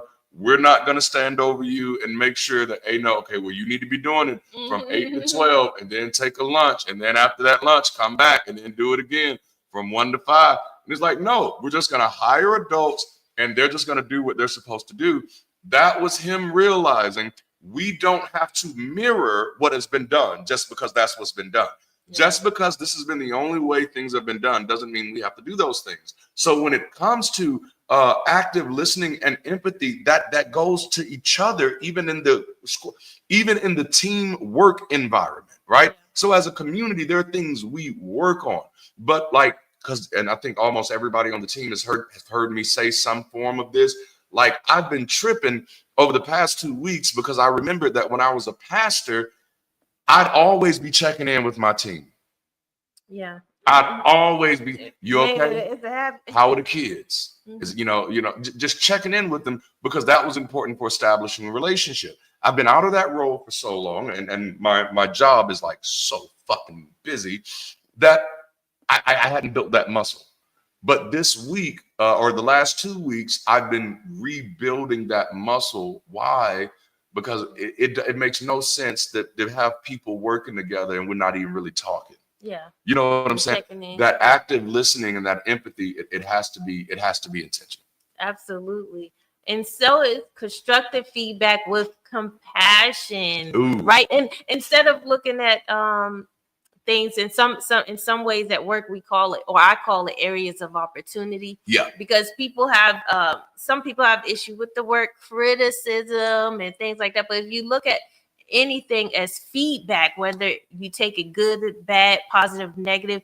I saw someone where, like y'all have been said, she said she examines all feedback. Yes. Whether you like it or not, because it's like, oh, let me look into that. Yes. But if you look at it as a way of maybe some areas of opportunities, you can kind of digest it a little better. But constructive feedback is about offering insights for improvement in a way that is clear, actionable, and delivered with kindness. It's a balance between honesty, compassion, making sure the person receiving the feedback understands it's meant to help them grow, not criticize them. And one of the things with me personally is my voice or my inflections and the volume. It's like, hey, we can't hear you sometimes, when I'm speaking, or being comfortable being on the mic and things like that. And so my husband's like, okay, we'll just move the mic closer to you until I'm a soft speaker until I'm not, until it's time.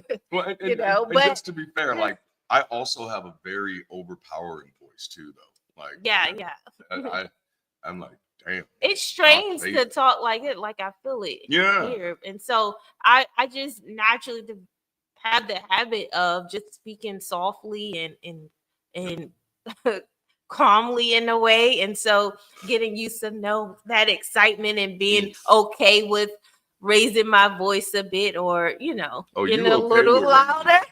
That was at time. Catch me on the right day, okay?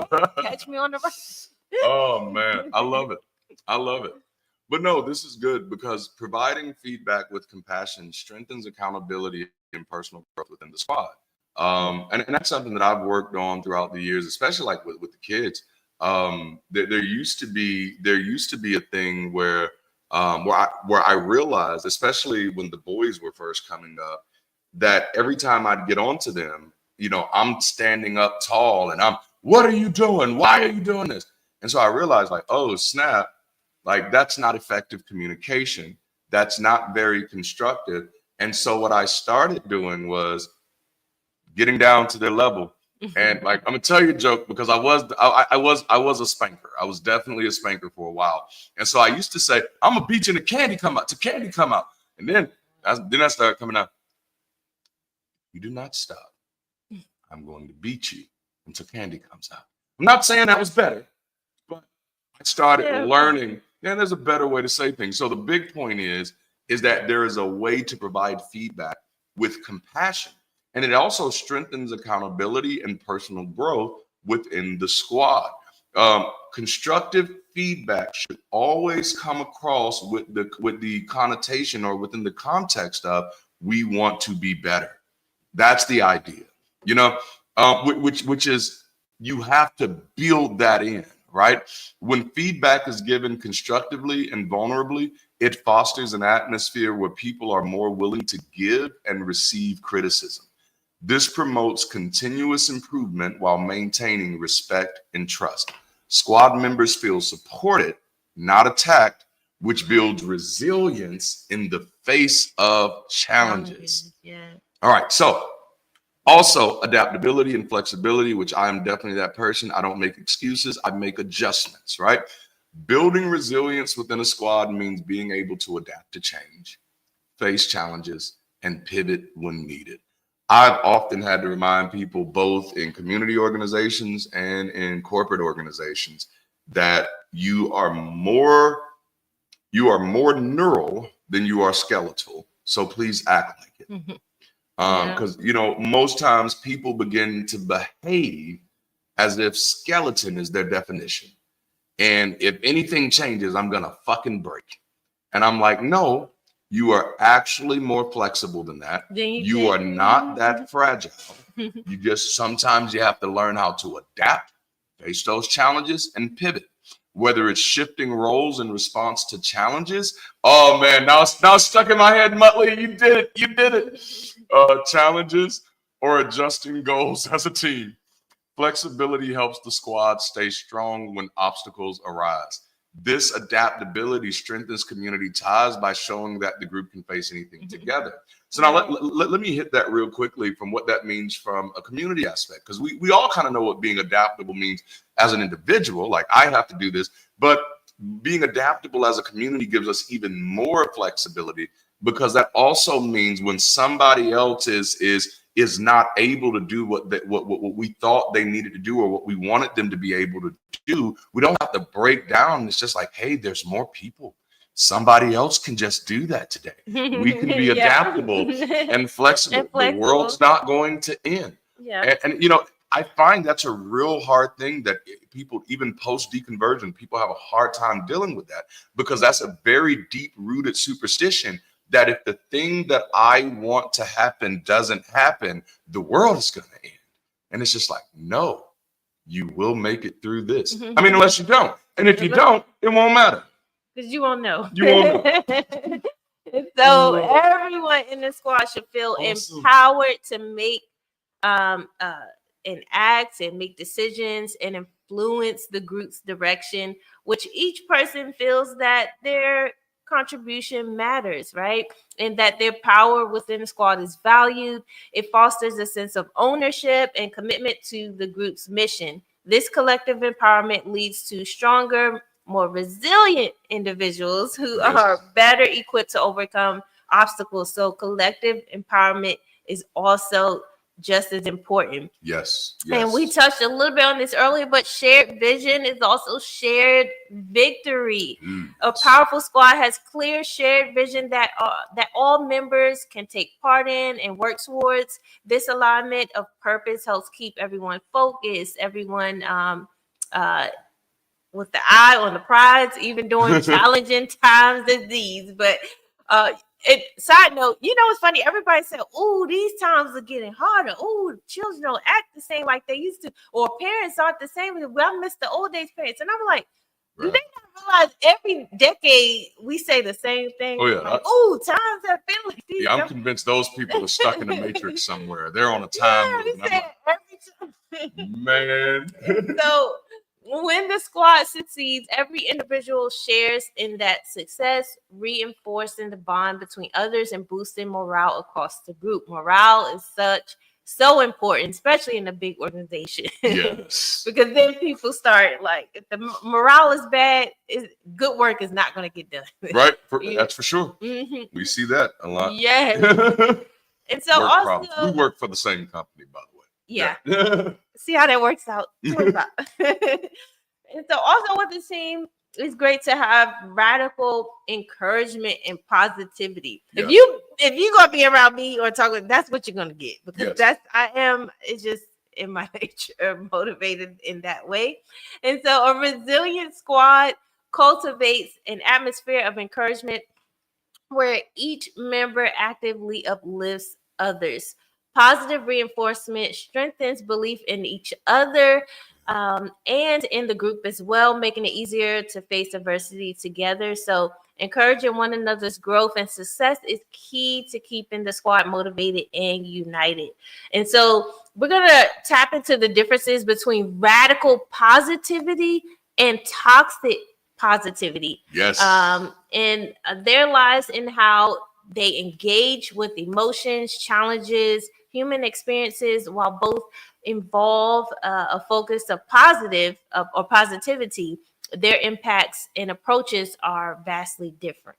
And so, like, I thought this was really important to hit because we don't hear as much about radical positivity as we should.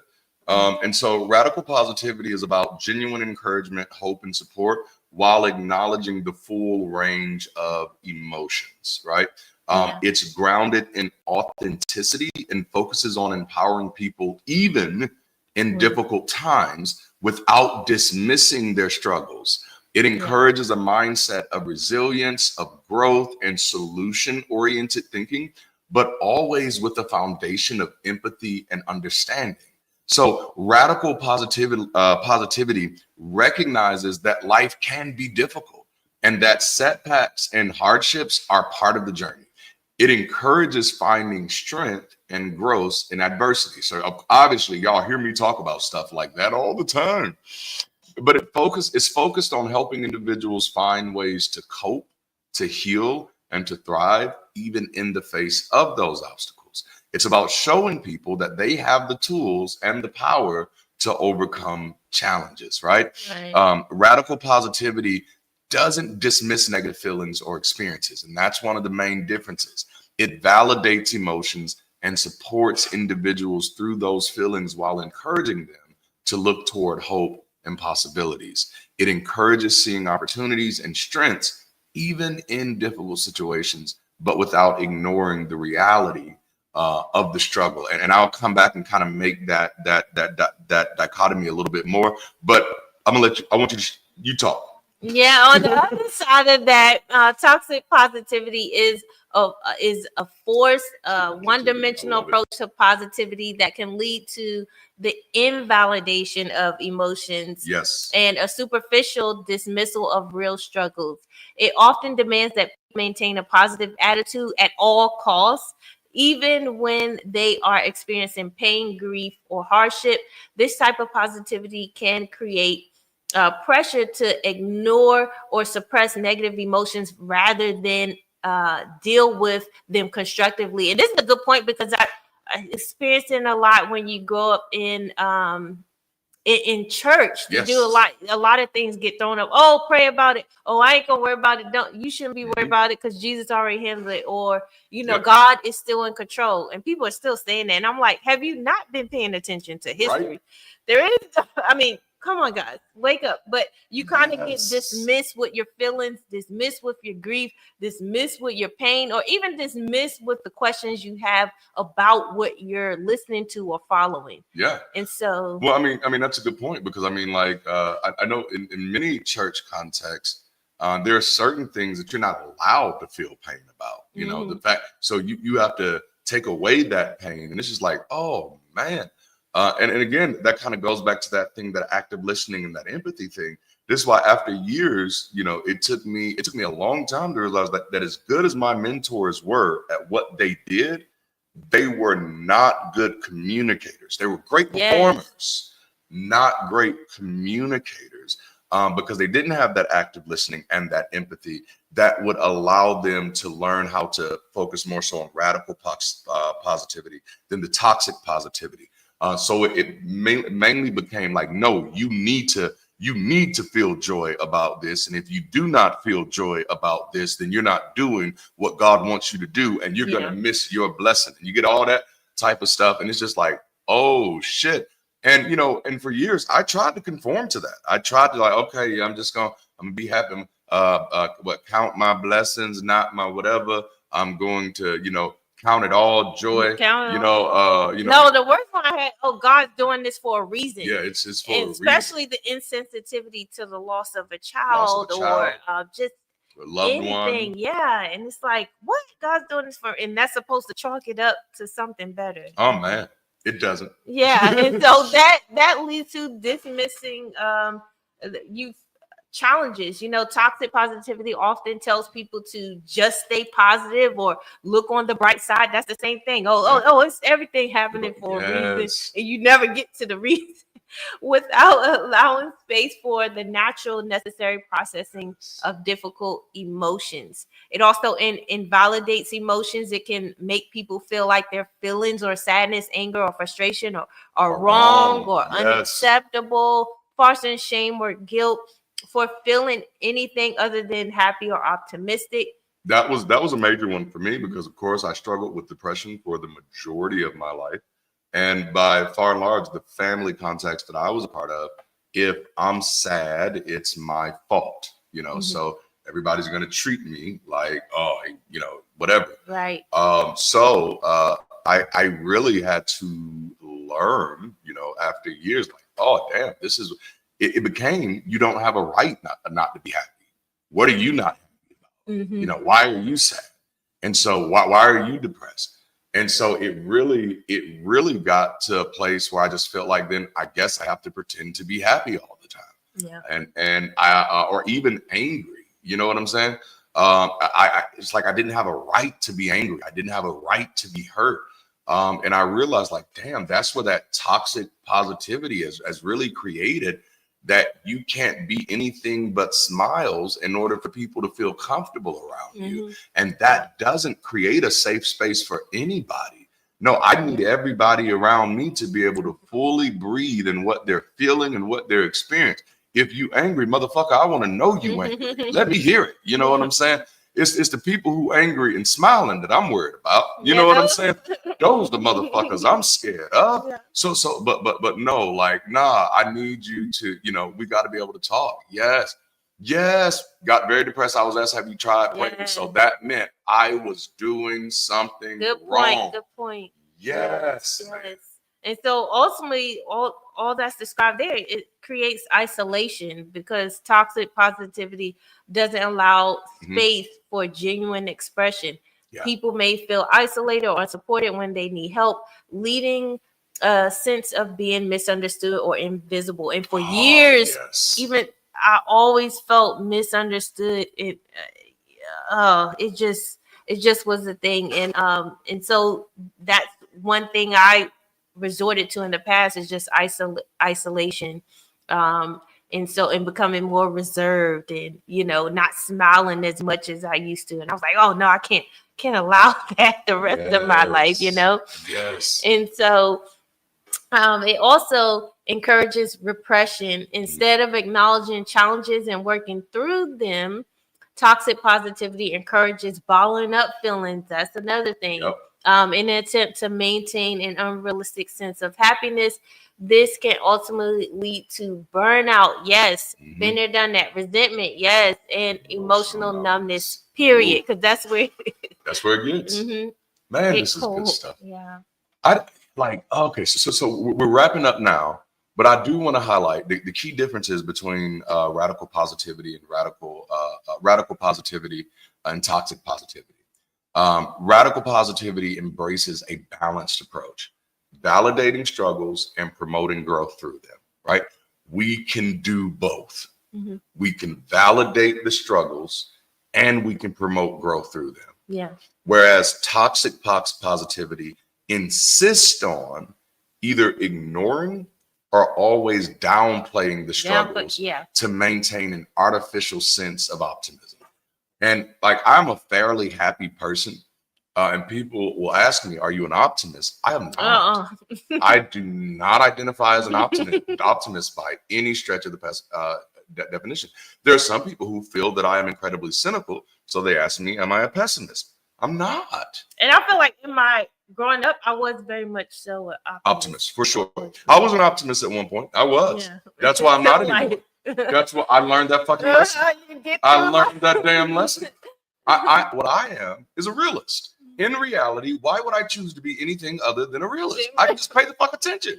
Sometimes it's going to be good. Sometimes it's not. Yeah. That's one of the reasons I'm glad not to be attached to that toxic positivity anymore.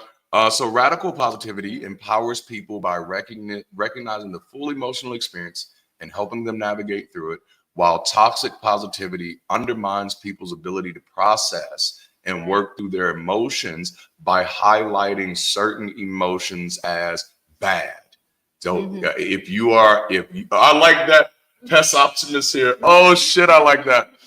And so it's if you are angry, you're bad. If you're sad, you're bad. If you're anxious, you're bad.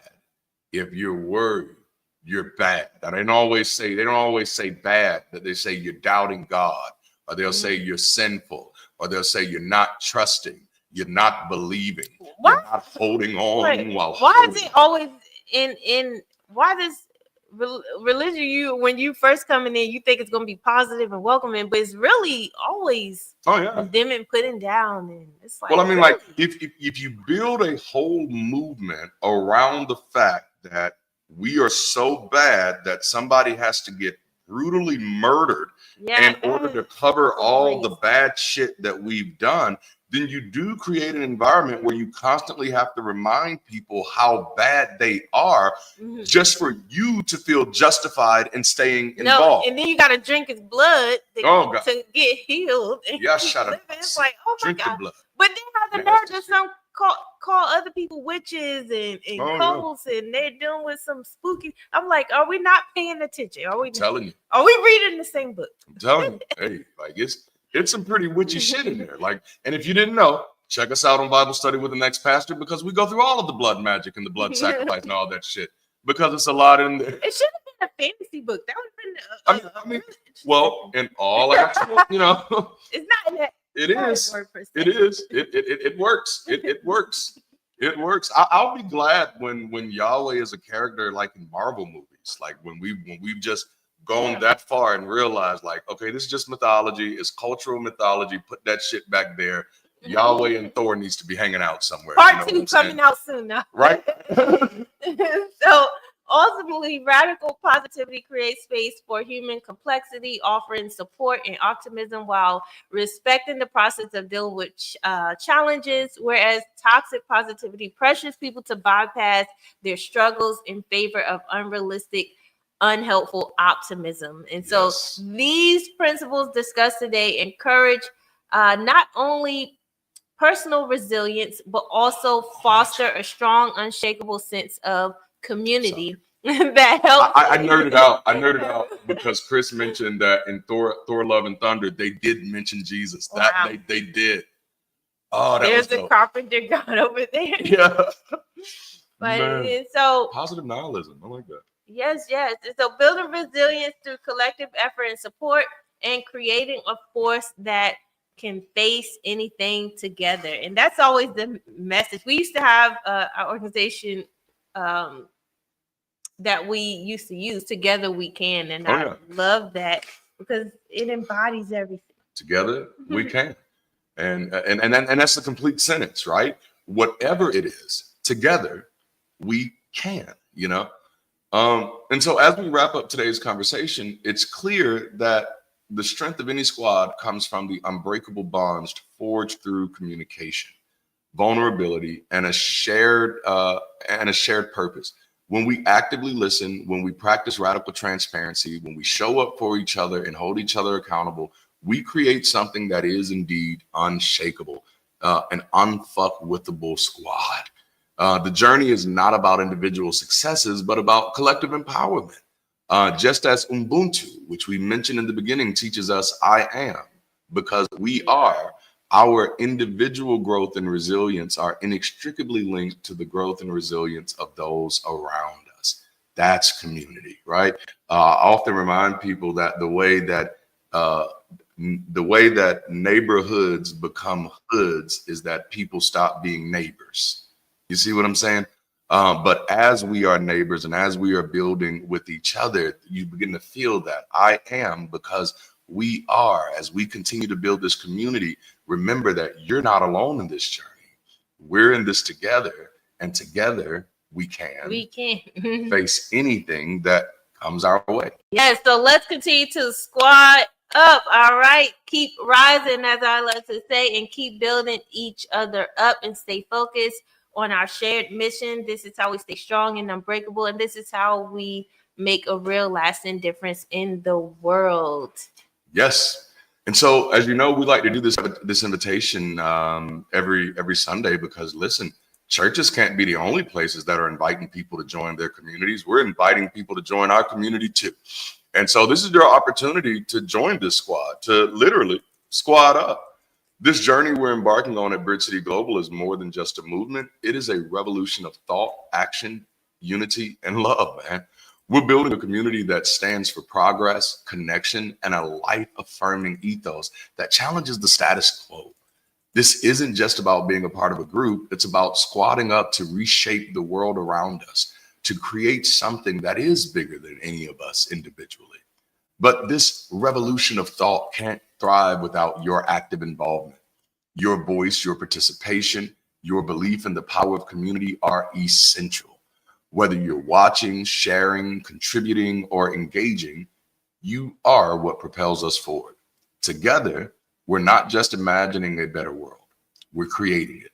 So as we close today's conversation, I invite you to take a real step into this journey. Engage with us. Be part of the squad that is committed to building an unshakable future, building community beyond superstition, so that we can support progressive thinking, people-centric, and life-affirming values. If you're ready to join this revolution, this community, would you type I am here in the chat? Let's show up for each other and build something incredible. And to our moderators and hosts, please ensure that you assist those who commit to joining, to get them connected in the Discord and to our community forums. And I think that's all I have. Man. Yes. And we're going to welcome Troy, who's going to do our next set. Hey, guys.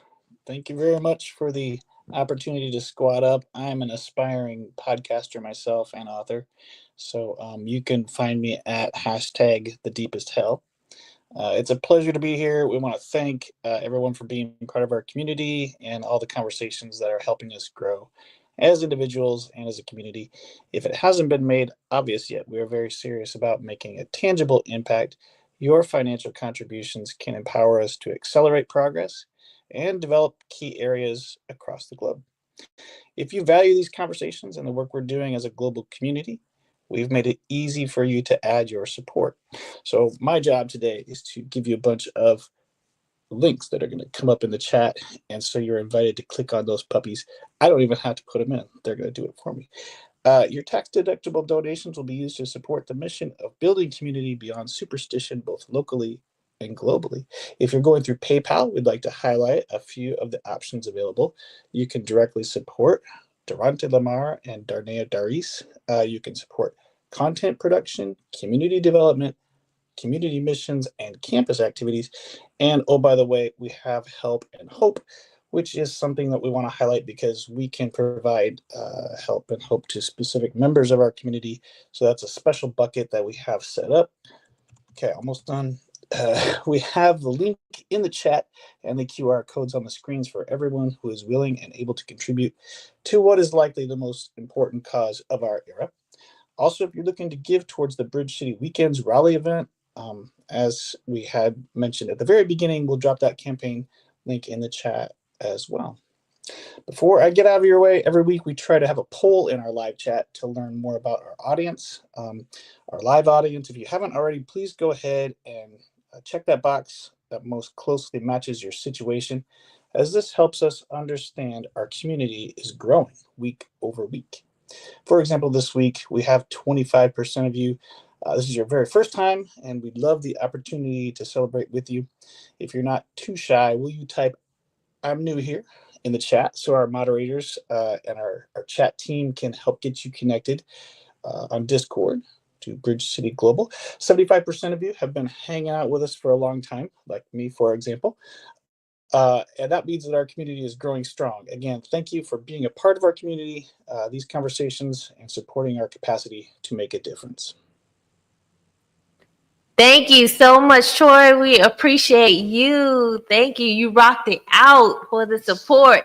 And thank you to everyone. Thank you, Chris. Don't forget to support Chris's channel as well. He's been in the chat rolling, so we appreciate you also. And yes, thank you all for watching and tuning in to Squad Up. I hope you enjoyed today's session. Come back next Sunday for the first Sunday. Is that the first Sunday in February? It is. Yes. So the call-in show will be next Sunday at 5. So look out for the Bible study on Wednesday. If you're already in Discord, join us Saturday. I believe we do that 3 Central. Yes.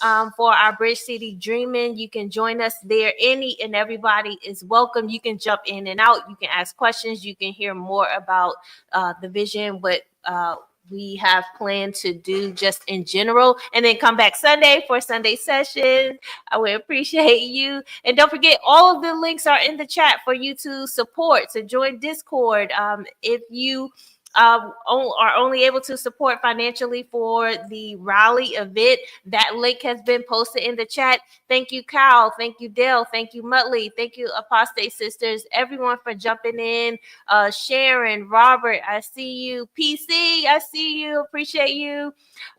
Just everyone. Vicky, we just appreciate you commenting in the chat as well. Don't forget, once the video is done with the live, come back in the chat, okay, so we can keep that algorithm rolling and growing. All right, and I know it's already been 2 hours, so I don't want to keep you long enough. Thank you so much again for tuning in. If you haven't dropped your city and state of where you're at, go ahead and drop that as well. And also thanks again for the 25% who are here for the first time based on our poll. We definitely appreciate you for joining us as well. And until next time, in the meantime, always remember to keep rising. And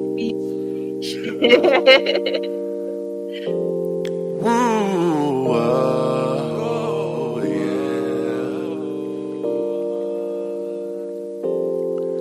I was living my life in the servitude of misunderstandings of people I loved. Giving it all, it was never enough. Because of the fall, I could never get up. I moved on from their misunderstandings. I am no longer standing under them. I was drowning, now I swim. 'Cause I found the strength within. I don't need your absent friend. 'Cause I got this, yeah. 'Cause I got this, yeah. 'Cause I got this, yeah. 'Cause I got this, yeah.